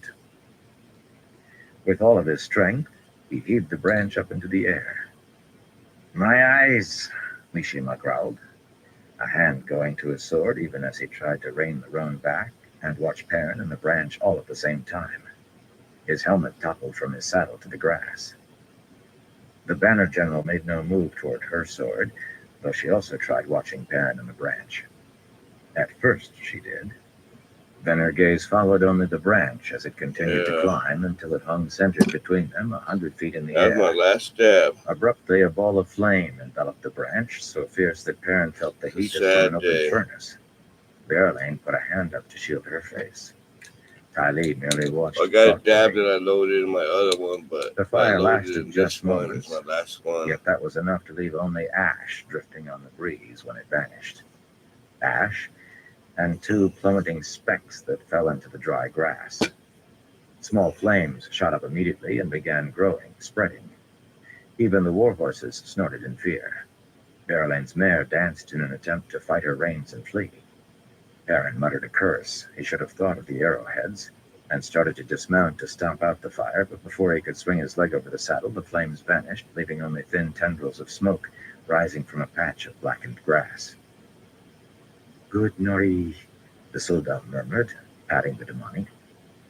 Nori is a wonderful demoni. The gray-clad woman smiled shyly at the praise.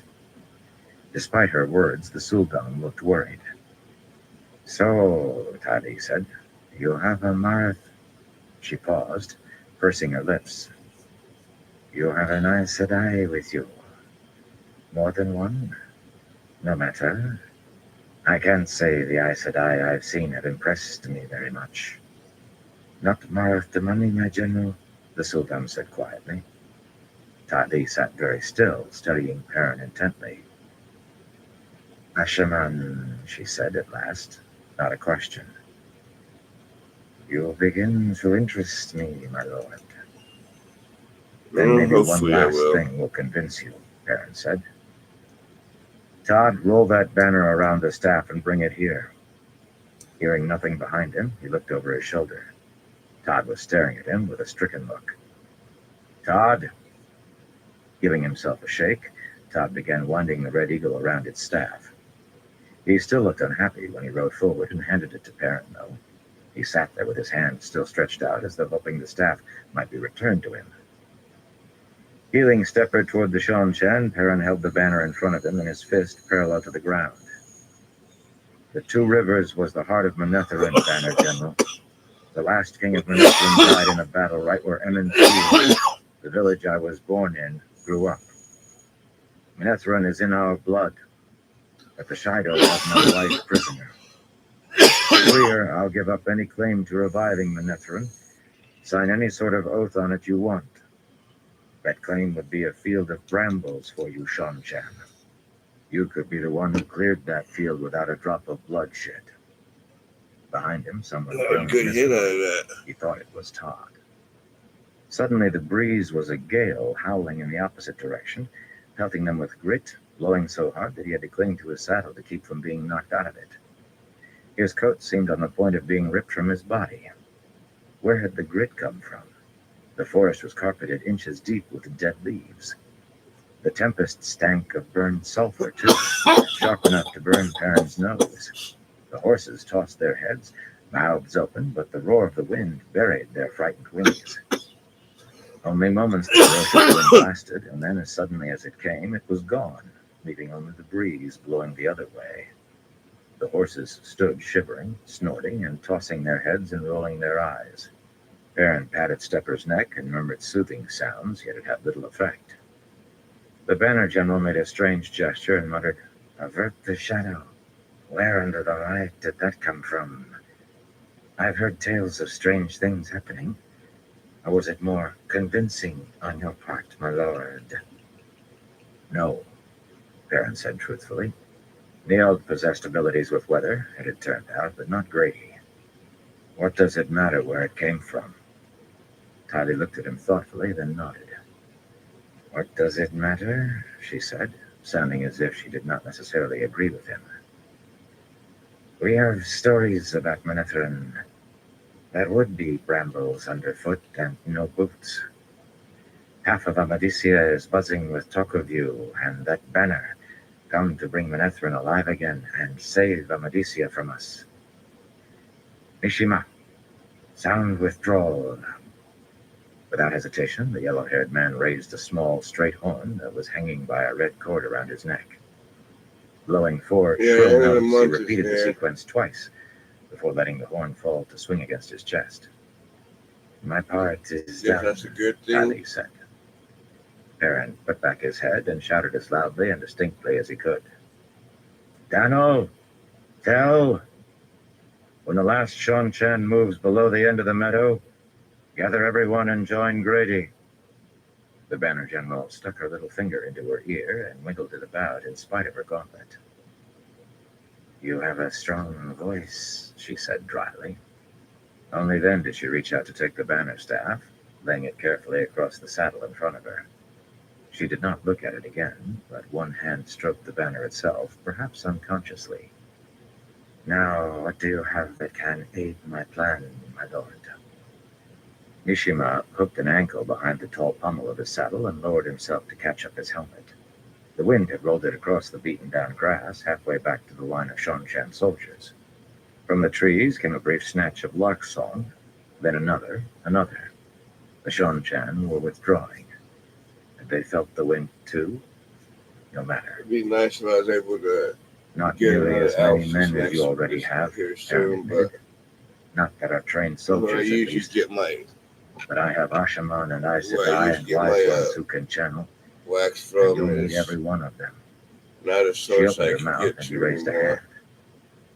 I'll want So your I'm word kind that of you won't try SOL putting of collars on them. getting He a glanced bigger pointedly at amount the Suldong anyways. and Mani. The Suldong was keeping her eyes on Tai Li, awaiting orders, but at the same time she was idly stroking the other woman's hair the way you might stroke a cat to soothe it. And Nori looked to be almost purring. Right. Your word that they're safe from you. Them and anyone in the camp wearing a white robe. Most of those aren't Shido anyway, and the only Aiel among them I know about are friends of mine. Tali shook her head. You have strange friends, my lord. In any case, we've found people from Kyrian and Amadisia with bands of Shido, and let them go. Though most of the Kyrianen seem too disoriented to know what to do with themselves. The only ones in white we keep are the Aiel. These sky shine make marvelous Dakover, unlike the rest. Still, I'll agree to letting your friends go free, and your Aes Sedai and Ashaman. Putting an end to this gathering is very important. Tell me where they are, and I can start incorporating you into my plans. Perrin rubbed the side of his nose with a finger. It seemed unlikely many of those Gaishain were Shido, but he was not about to tell her that. Let them have their chance at freedom when their year and a day was up. It'll have to be my plan, I'm afraid. Savannah will be a tough nut to crack, but I've worked out how.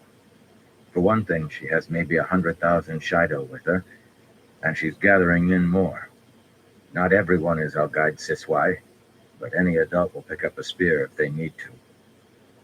Savannah. Tylee gave a pleased smile. We've heard that name. I would dearly love to present Savannah the Jumai Shido to the Captain General. Her smile faded.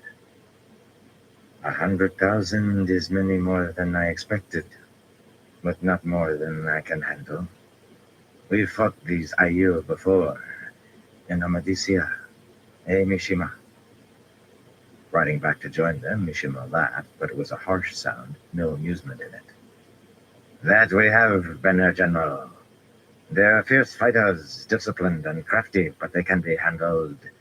You surround one of their bands, their sets, with 3 or 4 Damani, and pound them until they give up. It's a nasty business. They have their families with them, but they surrender the sooner for it. I understand you have a dozen or so Damani, Perrin said.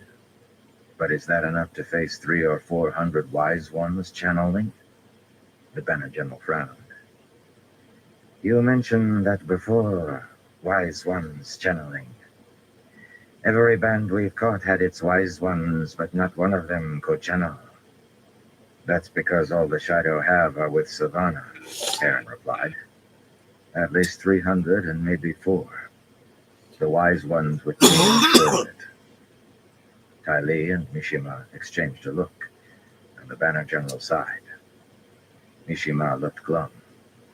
Well, she said, orders or no orders, that puts an end to finishing this quietly. The daughter of the 9 moons will have to be disturbed if I must apologize for it to the Empress. May she live forever. Likely I will. The daughter of the 9 moons? Some high-ranking Shonchan, apparently. But how was she supposed to be disturbed by any of this? Mishima grimaced, a fearsome sight with all those scars crisscrossing his face. I read there were 400 money on each side at Somaliland, and that was a slaughterhouse. Half the Imperial Army on the field dead, and better than 3 out of 4 among the rebels.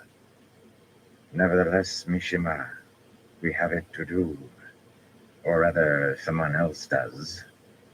You might escape an apology, but I won't. What on the life was so upsetting about an apology? The woman smelled resigned. Unfortunately, it will take weeks, if not months, to gather enough soldiers and the money to prick this boil.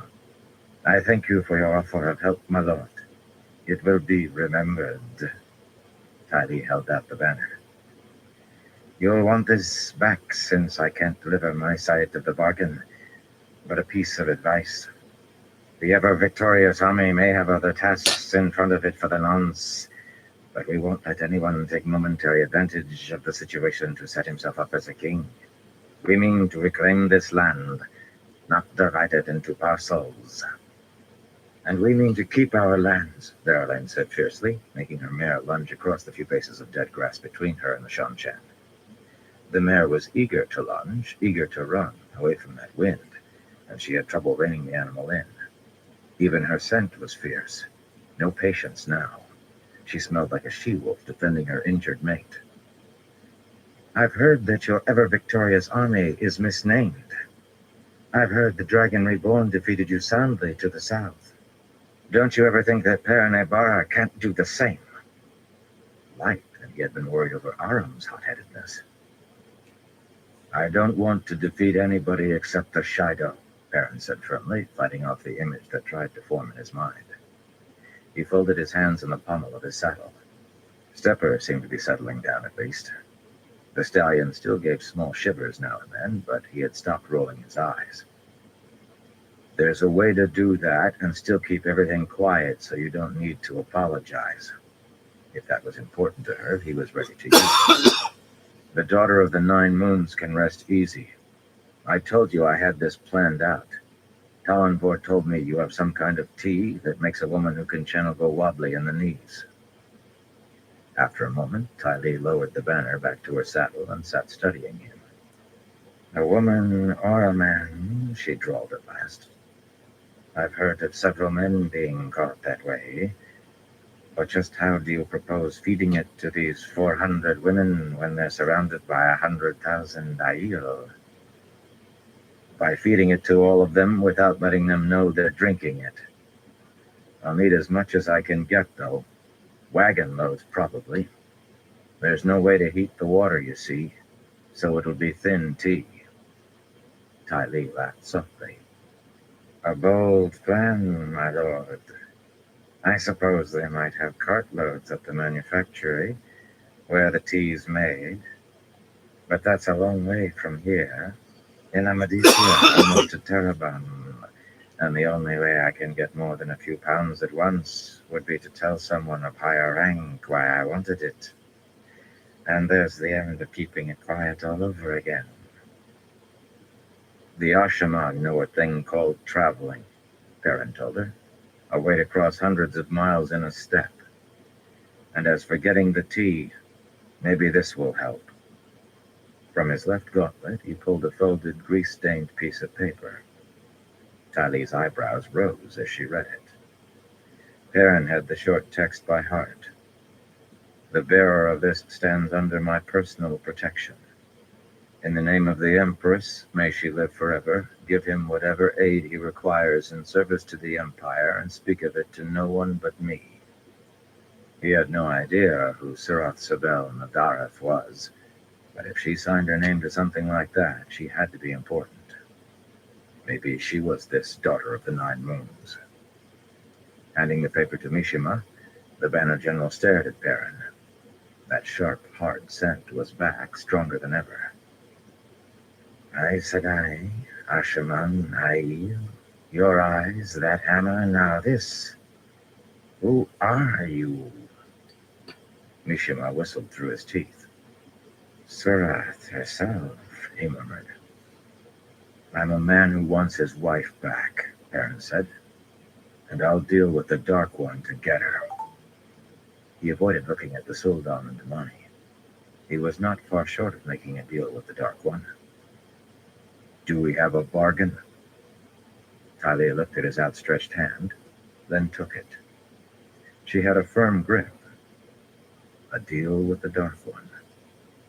But he would do whatever it took to get Fail free. Chapter 5. Something strange. The drumbeat of rain on the tent roof that had lasted through most of the night faded to something softer as Fail approached Savannah's chair, a heavily carved and gilded throne placed in the center of the bright layered carpets that made up the tent's floor, with her eyes carefully lowered to avoid offense. Spring had arrived in a rush, but the braziers were unlit, and the morning air held a touch of chill. Curtsying deeply, she presented the rope-work silver tray.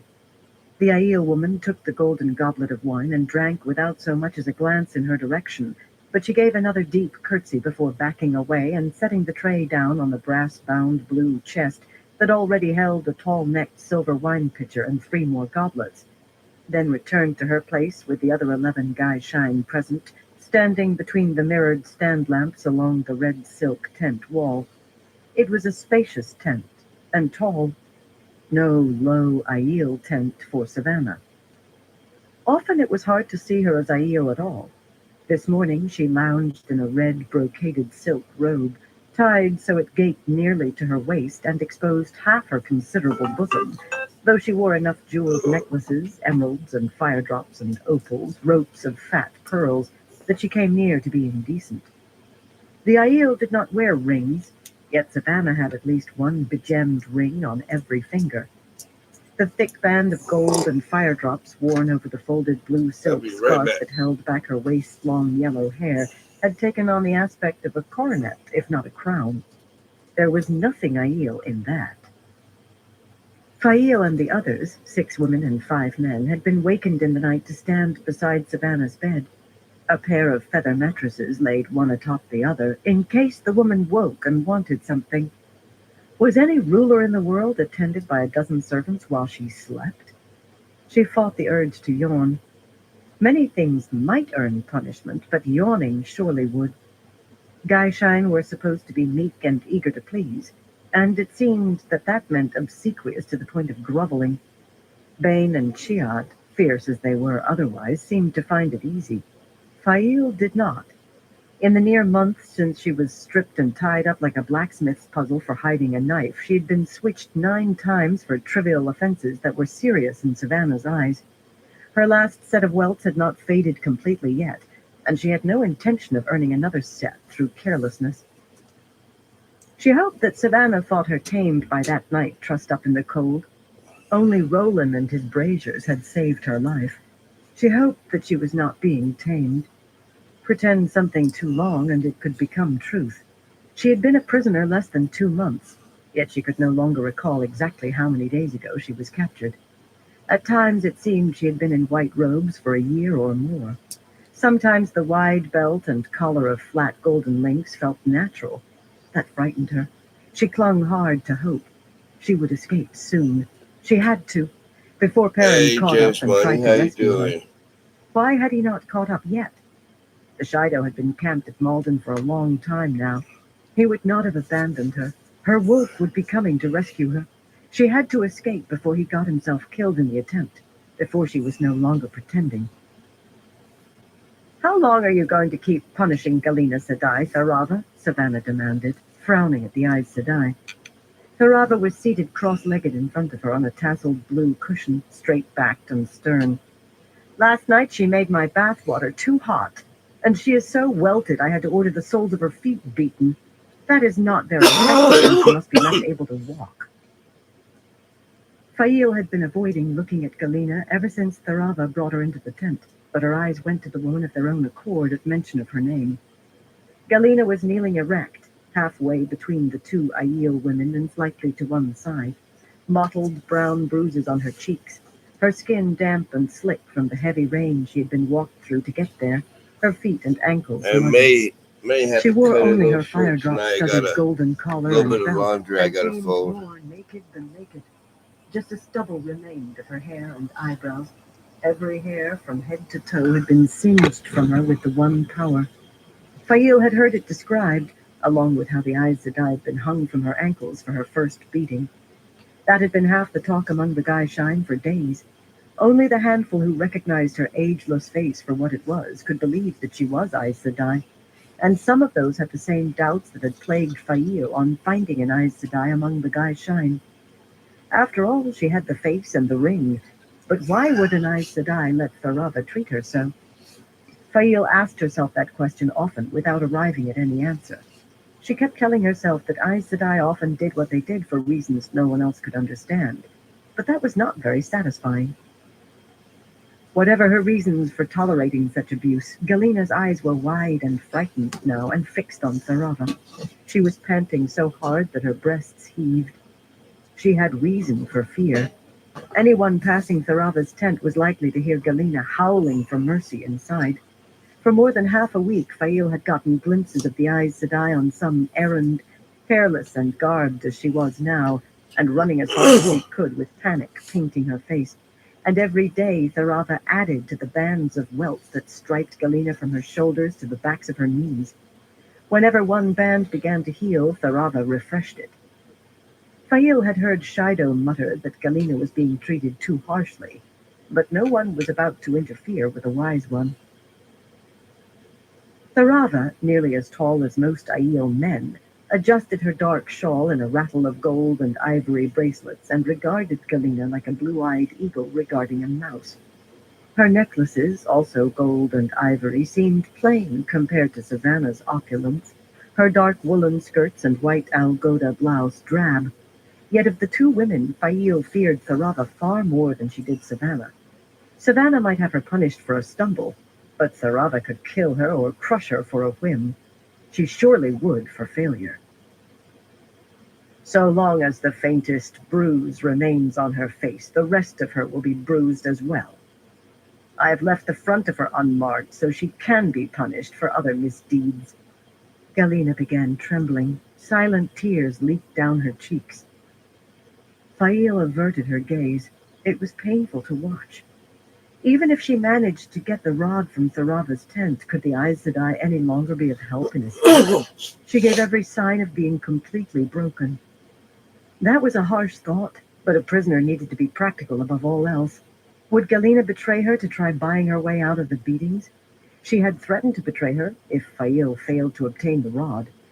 It was Savannah who would be interested in Perrin Abar's wife, yet Galena looked desperate enough to try anything. Fail prayed for the woman to find strength to hold out.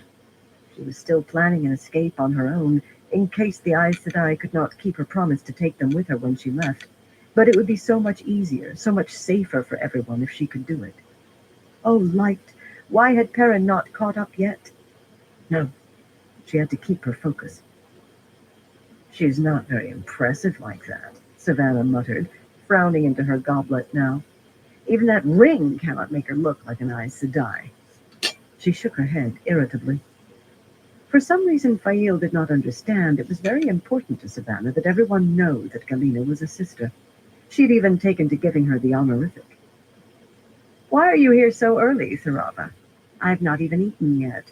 Will you take some wine? Water, Tharava said firmly. As for it being early, the sun is almost over the horizon. I broke fast before it rose. You grow as indolent as a wetlander, Savannah. Lusara, a buxom Domani Gaishine, quickly filled a goblet from the silver water pitcher. Savannah seemed amused by the wise one's insistence on drinking only water, yet she provided it for them. Anything else would have been an insult, even she would want to avoid. The copper-skinned Domani had been a merchant, and well into her middle years, but a few white hairs among the black falling below her shoulders had not been enough to save her. She was stunningly beautiful, and Savannah gathered the rich, the powerful, and the beautiful, simply taking them if they were Gaishine to someone else. There were so many Gaishine that few complained at having one taken. Lusara curtsied gracefully and bowed to present her tray to Tharava on her cushion, all very proper, but on the way back to her place against the wall, she smiled at Fail. Worse. It was a conspiratorial smile. Fail suppressed a sigh. Her last switching had been for a sigh at the wrong moment. Lusara was one of those who had sworn fealty to her in the past 2 weeks. After Aravine, Fail had tried to choose carefully, but rejecting someone who asked to swear was creating a possible betrayer, so she had far too many adherents, a good number of whom she was unsure of. She was beginning to believe that Lusara was trustworthy, or at least that she would not intentionally betray her, but the woman treated their escape plans like a child's game, without cost if they lost. It seemed she had treated merchanting in the same way, making and losing several fortunes, but Fail would have no chance to start over if they lost. Nor would Aleandra, or Megden, or Lusara. Among Savannah's Guy Shine, those who actually attempted escape were kept chained when not serving her or performing tasks.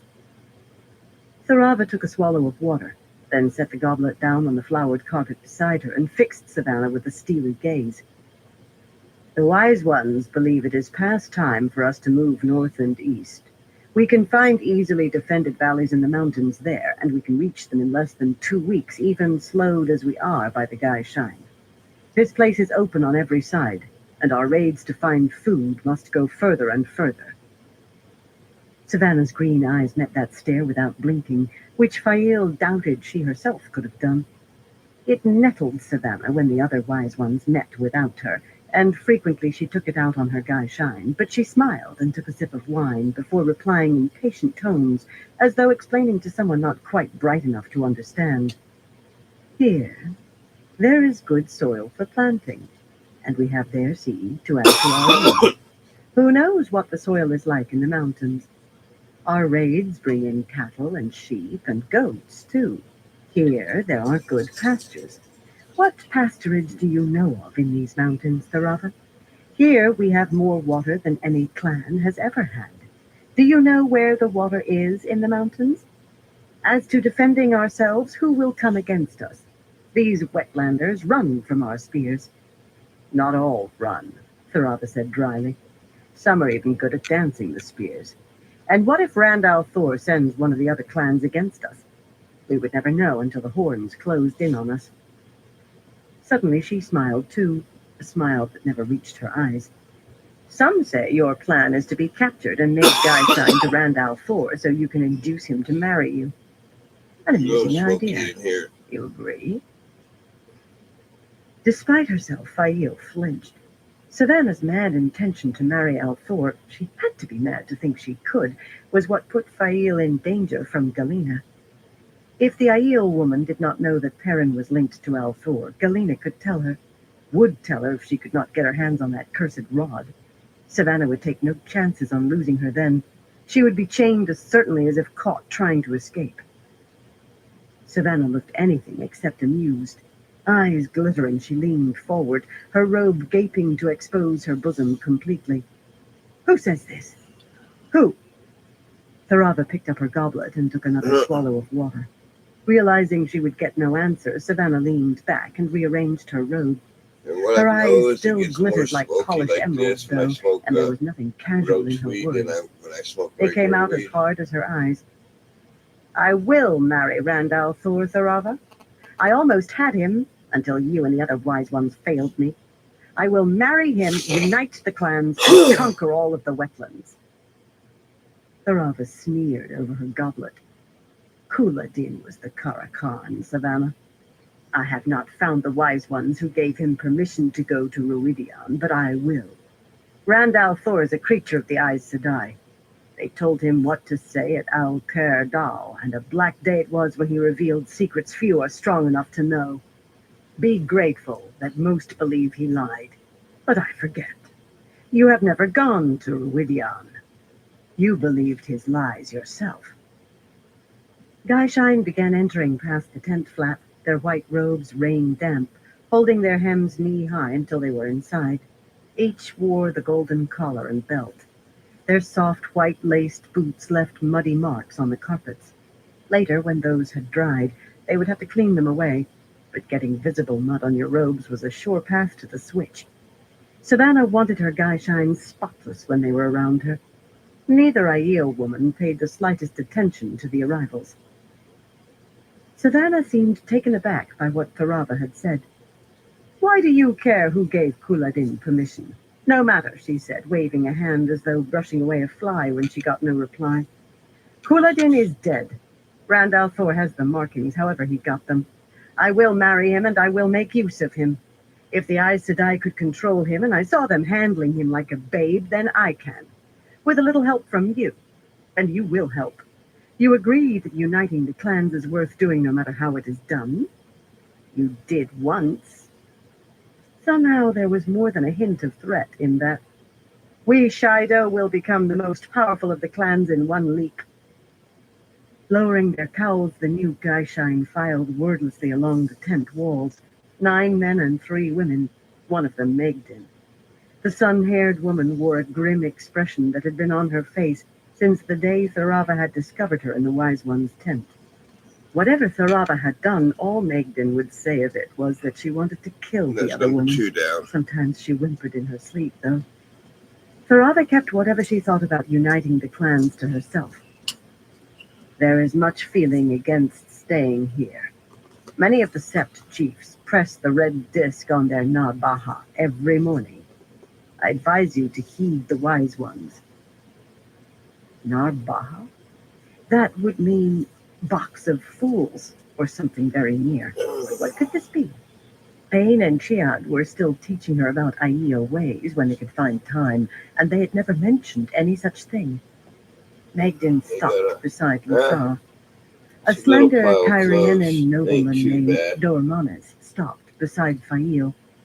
He was young and very pretty, but he bit his lip nervously. I'll separate If he him learned tonight, about the oaths of fealty, probably he would fold have him to be up killed. tomorrow. She was certain he would run to Savannah in a heartbeat. My back's killing me tonight. We remain here, Savannah said angrily, Not as bad flinging as, her goblet to the my carpet in a brother's spray probably of hurting wine. or going to be I hurting speak for tomorrow. the clan But chief, and I have spoken. You have spoken, Tharava agreed calmly. Benduin, Sept chief of the Green Salts, has received permission to go to Ruidion. He left 5 days ago with 20 of his Algai to Siswai and 4 wise ones to stand witness. Not until one of the new Gaishine stood beside each of those already there did Fail and the others raise their cowls and begin filing along the walls toward the door flap, already gathering their robes to the knee. She had become quite sanguine about exposing her legs, so... He seeks to replace me? And I was not even informed? Not you, Savannah. Kuladin. As his widow, you speak for the clan chief until a new chief returns from Ruidion, but you are not the clan chief. Fail stepped out into the cold, gray morning drizzle, and the tent flap cut off whatever Savannah said to that. What was going on between the two women? Sometimes, as this morning, they seemed antagonists, but at others they seemed reluctant conspirators bound together by something that gave neither any comfort. Or perhaps it was the being bound together itself that made them uncomfortable. Well, she could not see how knowing would help her escape, so it did not really matter. But the puzzle nagged at her. 6 maidens stood clustered in front of the tent, veils hanging down onto their chests, spears thrust up through the harness of the bow cases on their backs. Bane and Chiad were contemptuous of Savannah for using maidens of the spear for her guard of honor, though she herself had never been a maiden, and for having her tent always guarded. But there were never fewer than 6, night or day. Those 2 were contemptuous of the Shido maidens for allowing it, too. Neither being a clan chief nor speaking for one gave you as much power as most nobles possessed. These maidens' hands were flashing in a rapid conversation. She caught the sign for Karakarn several times, but not sufficient else to make out what they were saying, or whether about al'Thor or Kuladin. Standing there long enough to find out, if she could find out, was beyond the question. With the others already hurrying away down the muddy street, the maidens would become suspicious for one thing, and then they might switch her themselves, or worse, use her own bootlaces.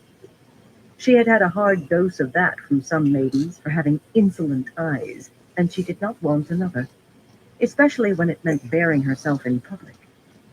Being Savannah's Gaishine gave no protection. Any Shido could discipline any Gaishine they thought was behaving improperly.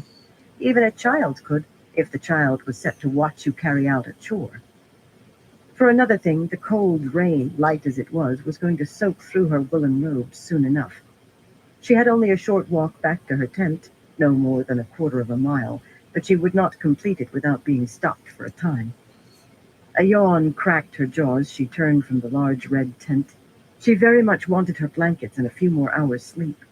There would be more chores come afternoon. What they might be, she did not know. Matters would be much simpler if Savannah settled on who she wanted to do what when, but she seemed to choose names at random and always at the last minute. It made planning anything, much less the escape, very difficult. All sorts of tents surrounded Savannah's: low, dark Aiel tents, peaked tents, walled tents, tents of every sort and size in every color imaginable, separated by a tangle of dirt streets that were now rivers of mud. Lacking enough of their own, the Shido snatched up every tent they could find. 14 septs were camped in a sprawl around Malden now, 100,000 Shido and as many Gai Shine, and rumor said 2 more septs, the Morai and the White Cliff, would arrive within days. Aside from small children splashing through the mud with romping dogs, most of the people she could see as she walked wore mud-stained white and were carrying baskets or bulging sacks. Most of the women did not hurry. They ran. Except for the blacksmiths, the Shido seldom did any work themselves, and generally only out of boredom, she suspected. With so many Gai Shine, finding chores for them all was itself a chore. Savannah was no longer the only Shido to actually sit in a bathtub with a Gai Shine scrubbing her back. None of the wise ones had gone that far yet, but some of the others would not stir themselves 2 paces to pick something up when they could tell a Gai Shine to fetch it. She was almost to the Gai Shine portion of the camp, hard against the gray stone walls of Malden, when she saw a wise one striding toward her with her dark shawl wrapped around her head against the rain. Fail did not stop, but she bent her knees a little. Mara was not so frightening as Tharava, but the grim-faced woman was hard enough, and shorter than Fail. Her narrow mouth always grew even tighter when she was confronted with a woman taller than she. Fail would have thought that learning her own sept, the White Cliff, would be there soon would brighten the woman's mood, but the news had had no discernible effect at all. "So you were just lagging," Mara said as she came close. Her eyes were as hard as the sapphires they resembled. "I left Riala listening to the others because I feared some drunken fool had pulled you into a tent." She glared around her as though looking for a drunken fool about to do just that. "No one accosted me, wise one," Fail said quickly. Several had in the last few weeks, some drunk and some not, but Roland always appeared in the nick of time. Twice the big Meriden had had to fight to save her, and once he had killed the other man. She had expected 9 kinds of uproar and trouble, but the wise ones judged it a fair fight, and Roland said her name had never been mentioned. For all that Bane and Chiad insisted it went against all custom, assault was a constant danger for Gai Shine women here. She was sure that Alejandra had been assaulted once, before she and Megden also acquired Meridin's shadows. Roland denied having asked them to help her people. He said they were just bored and looking for something to do. "I'm very sorry I was slow." "Do not cringe. I'm not Tharava. I will not beat you for the pleasure of it." Words said in tones hard enough for a headsman. Mara might not beat people for pleasure, but Fail knew for a fact that she had a strong arm swinging a switch. "Now tell me what Savannah said and did. This water falling from the sky may be a wondrous thing, but it is miserable to walk around it." Obeying the command was easy. Savannah had not wakened during the night, and once she did rise, all her talk had been of what clothes and jewels she would wear, especially the jewels. Her jewelry chest had been made to hold clothing, and it was filled to the top with more gems than most queens possessed. Before putting on any garment at all, Savannah had spent time trying on different combinations of necklaces and rings, and studying herself in the gilt-framed stand mirror. It had been very embarrassing for Fail. She had just reached Tharava's arrival with Galena when everything in front of her eyes rippled. She rippled. It was not imagination. Mara's blue eyes widened as far as they could go. She had felt it too. Again, everything rippled, including herself, harder than before. In shock, Fail stood up straight and let go of her robe. A third time, the world rippled harder still, and as it passed through her, she felt as if she might blow away in a breeze or simply dissipate in a mist. Cheers. Breathing hard, she waited for the fourth ripple, the one she knew would destroy her and everything else. When it did not come, she expelled every bit of air in her lungs from relief. What just happened, wise one? What was that? Mara touched her own arm and looked faintly surprised that her hand did not pass through flesh and bone. I do not know, she said slowly. Giving herself a shake, she added, Go on about your business, girl. She gathered her skirts and strode past Fail at little short of a trot, splashing mud as she went. The children had vanished from the street, but Fail could hear them wailing inside the tents. Abandoned dogs shivered and whined, tails tucked between their legs. People in the street were touching themselves, touching each other, Shido and Guy Shine alike. Fail clasped her hands together. Of course she was solid. She had only felt as though she were turning to mist. Of course. Hoisting her robes to avoid any more washing than she absolutely had to do, she began to walk, and then to run, careless of how much mud she splashed onto herself or anyone else. She knew there could be no running from another of those ripples, but she ran anyway, as fast as her legs could carry her. The Guyshine tents made a broad ring around Malden's high granite walls, and they were as varied as the tents in the outer part of the encampment, though most were small. Her own peaked tent could have slept too uncomfortably. It housed herself and 3 others, Aleandra, Magdin, and a former Kyrian noblewoman named Diraine, one of those who curried favor with Savannah by carrying tales about the other Guyshine. That complicated matters, but there was no mending it short of killing the woman, and Fail would not countenance that, not unless Diraine became a real threat. They slept huddled together like puppies of necessity, glad of the shared body warmth on cold nights. The interior of the low tent was dim when she ducked inside. Lamp oil and candles were in short supply and not wasted on Guyshine. Only Aleandra was there, lying face down on her blankets in her collar with a damp cloth dipped in an herbal infusion over her bruised bottom. At least the wise ones were as willing to give their healing herbs to Guyshine as to Shido. Aleandra had done nothing wrong, but had been named as one of the 5 who had pleased Savannah least yesterday. Unlike some, she had done quite well while being punished. Dormanus had begun weeping even before he was bent over the chest, but she seemed to be among those chosen out every 3 or 4 days. Being a queen did not teach you how to serve a queen. But then Magdin was picked nearly as often, and she was a lady's maid, if not a very skilled one. Fail herself had only been chosen once. It was a measure of how Aleandra's spirits had fallen that she made no move to cover herself, only raised up on her elbows. Still, she had combed her long hair. If she failed to do that, Fail would know the woman had reached bottom. Did anything strange happened to you just now, my lady? She asked, fear strong in her unsteady voice. It did, Fail said, standing crouched under the ridgepole. I don't know what it was. Mayra doesn't know what it was. I doubt any of the wise ones do. But it didn't harm us. Of course it did not harm them. Of course not. And it changes nothing in our plans. Yawning, she unfastened the wide golden belt and dropped it on her blankets, then grasped her outer robe to pull it over her head. Aleandra put her head down on her hands and began weeping quietly. We'll never escape. I'm going to be beaten again tonight. I know it. I'm going to be beaten every day for the rest of my life. With a sigh, Fail left her outer robe where it was and knelt to stroke her liege woman's hair. There were as many responsibilities down as up.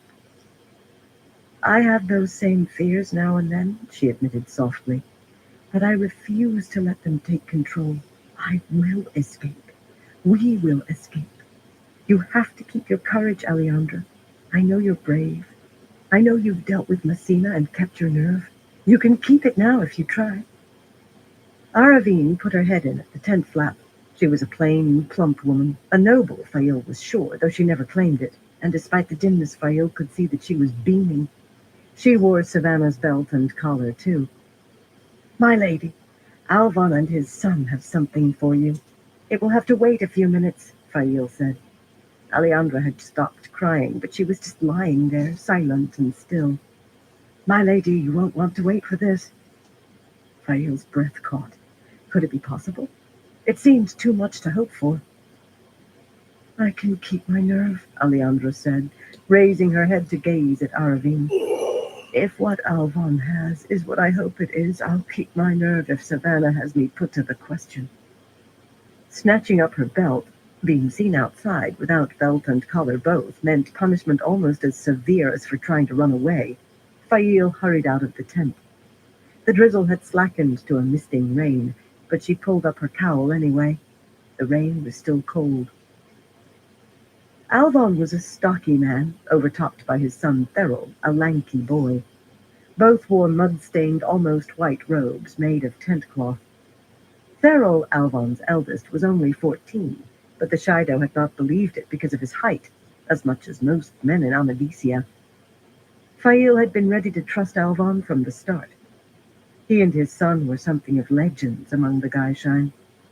3 times they had run away, and each time it had taken the Shido longer to bring them back. And despite increasingly fierce punishment, on the day they swore fealty, they had been planning a 4th attempt to return to the rest of their family. Neither ever smiled that Fail had seen, but today smiles wreathed Alvan's weathered face and Ferrell's skinny one alike. What do you have for me? Fail asked, hastily fastening her belt around her waist. She thought her heart was going to pound its way out of her chest. It was my Thurl, my lady, Alvan said. A woodcutter, he spoke with a coarse accent that made him barely intelligible. He was just walking by, see, and there was nobody around, nobody at all. So he ducked in quick-like and, show the lady, Thurl. Shyly, Thurl reached into his wide sleeve. The robes usually had pockets sewn in there, and drew out a smooth white rod that looked like ivory, about a foot long and as slim as her wrist. Looking around to see if anyone was watching, the street was empty save for them, for the moment at least. Fail took it quickly and pushed it up her own sleeve to tuck into the pocket there. The pocket was just deep enough to keep it from falling out, but now that she had the thing in hand, she did not want to let go of it. It felt like glass and was distinctly cool to the touch, cooler than the morning air. Perhaps it was an Angreal or a Turangreal. That would explain why Galena wanted it, if not why she had not taken it herself. Hand buried in her sleeve, Fail gripped the rod hard. Galena was no longer a threat. Now she was salvation. You understand, Alvan, that Galena may be unable to take you and your son with her when she leaves, she said. She has only promised that to me and those captured with me. But I promise you that I will find a way to free you and everyone who has sworn to me. All the rest, too, if I can, but those above all. Under the light and by my hope of salvation and rebirth, I swear it. How, she had no idea, short of calling on her father for an army, but she would do it. The woodcutter made as if to spit, then glanced at her, and his face colored. He swallowed instead. That Galena ain't going to help nobody, m'lady. Says she's Ice Die and all, but she's that Tharava's plaything, if you ask me. And that Tharava ain't never going to let her go. Anyways, I know if we can get you free, you'll come back for the rest of us. No need for you to swear and all that. You said you wanted the rod if anybody could lay hands on it without getting caught, and Thurl got it for you, that's all. I want to be free, Thurl said suddenly. But if we get anybody free, then we've beaten them. He looked surprised that he had spoken, and blushed deep red. His father frowned at him, then nodded thoughtfully. Very well said, Fail told the boy gently. But I made my oath, and I stand by it. You and your father, She cut off as Aravine, looking past her shoulder, laid a hand on her arm. The woman's smile had been replaced by fright. Turning her head, Fail saw Roland standing beside her tent. A good 2 hands taller than Perrin, he wore his shufa coiled around his neck, with the black veil hanging down his broad chest. Rain slicked his face and made his short red hair cling to his scalp in curls. How long had he been there? Not long, or Aravine would have noticed him before. The tiny tent offered little concealment. Alban and his son had their shoulders hunched, as if they were thinking about attacking the tall Meriden. That was a very bad idea. Mice attacking a cat was not in it, as Perrin would have said. Go on about your duties, Alban, she said quickly. You too, Aravine. Go on now. Aravine and Alban had sense enough not to offer courtesies before leaving with final worried glances at Roland, but Ferrell half raised a hand toward knuckling his forehead before catching himself. Blushing, he scurried away after his father. Roland came out from beside the tent to stand in front of her. Oddly, he had a small bunch of blue and yellow wildflowers in one hand. She was very conscious of the rod she was holding in her sleeve. Where was she to hide it? Once the rabbit discovered it missing, she likely would turn the camp upside down. You must be careful, Fail Bashir, Roland said, smiling down at her. Alejandra called him not quite pretty, but Fail had decided she was wrong. Those blue eyes and that smile made him very nearly beautiful.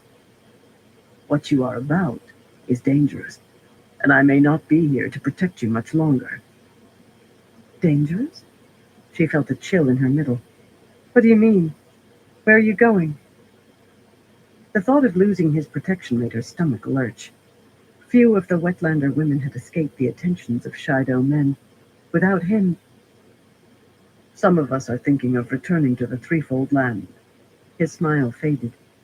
We cannot follow a false Karakarn, and a Wetlander at that. But perhaps we will be allowed to live out our lives in our own holds. We think on it. We have been a long time from home, and these Shido sicken us. She would find a way to deal with it once he was gone. She would have to, somehow. And what am I doing that is dangerous? She tried to make her voice light, but it was difficult. Light. What would happen to her without him?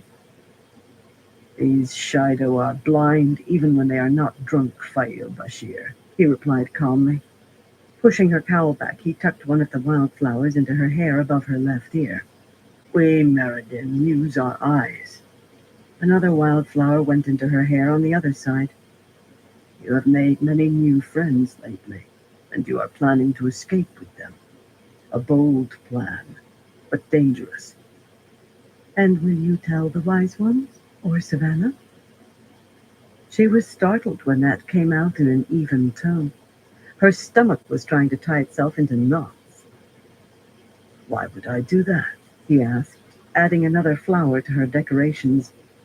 Jordan thinks he will take Lucille Aldorwin back to the Threefold Land with him, even if she is a tree killer. He believes he may convince her to make a bridal wreath to lay at his feet. Lucille had found her own protector by climbing into the blankets of the Meriden who had made her guy shine, and Arla had done the same with one of the maidens who had captured her, but Fail doubted that Jordan would attain his wish. Both women were focused on escape like arrows aimed at a target. And now that I think on it, I may take you with me if we go. Fail stared up at him. The rain was beginning to soak through her hair. To the waist? Roland, I love my husband. I've told you that, and it is true.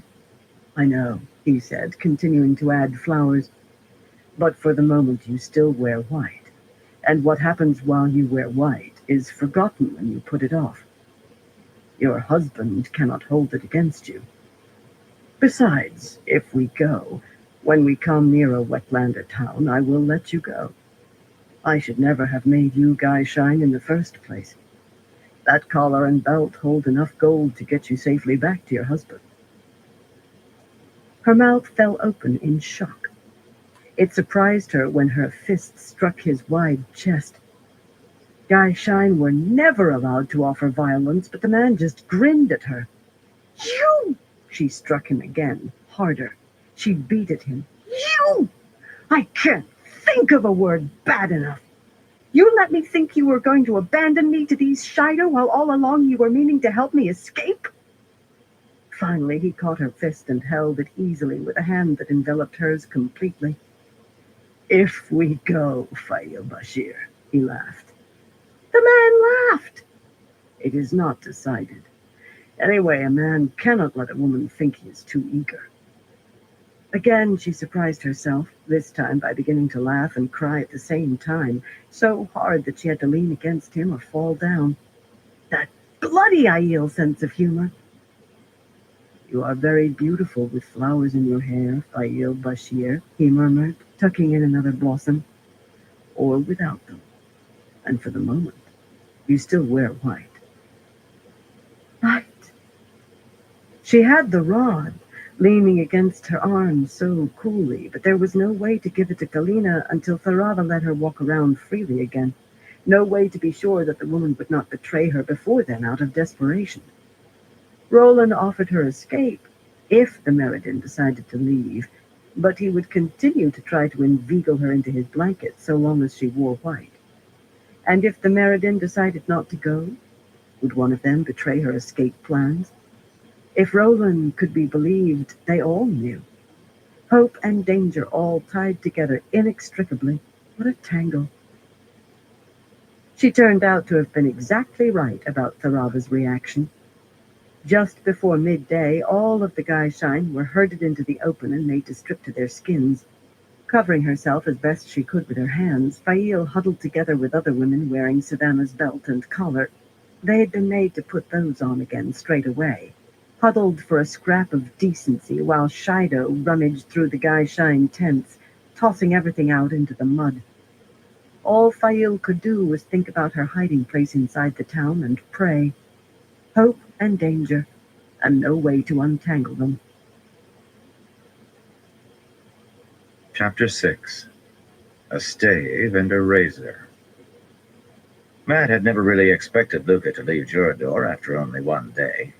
The stone-walled salt town was wealthy, and Luca did like to see coin stick to his hands. So he was not exactly disappointed when the man told him that Balan Luca's grand traveling show and magnificent display of marvels and wonders would remain there at least 2 more days. Not exactly disappointed, yet he had hoped that his luck.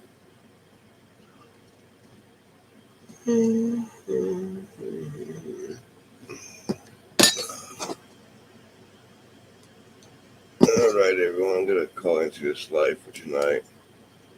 I still gotta put some up full close together or away. But I want to thank everyone for stopping by. Everyone keep stopping by. I appreciate all y'all support. Until next time, everyone. Y'all stay safe.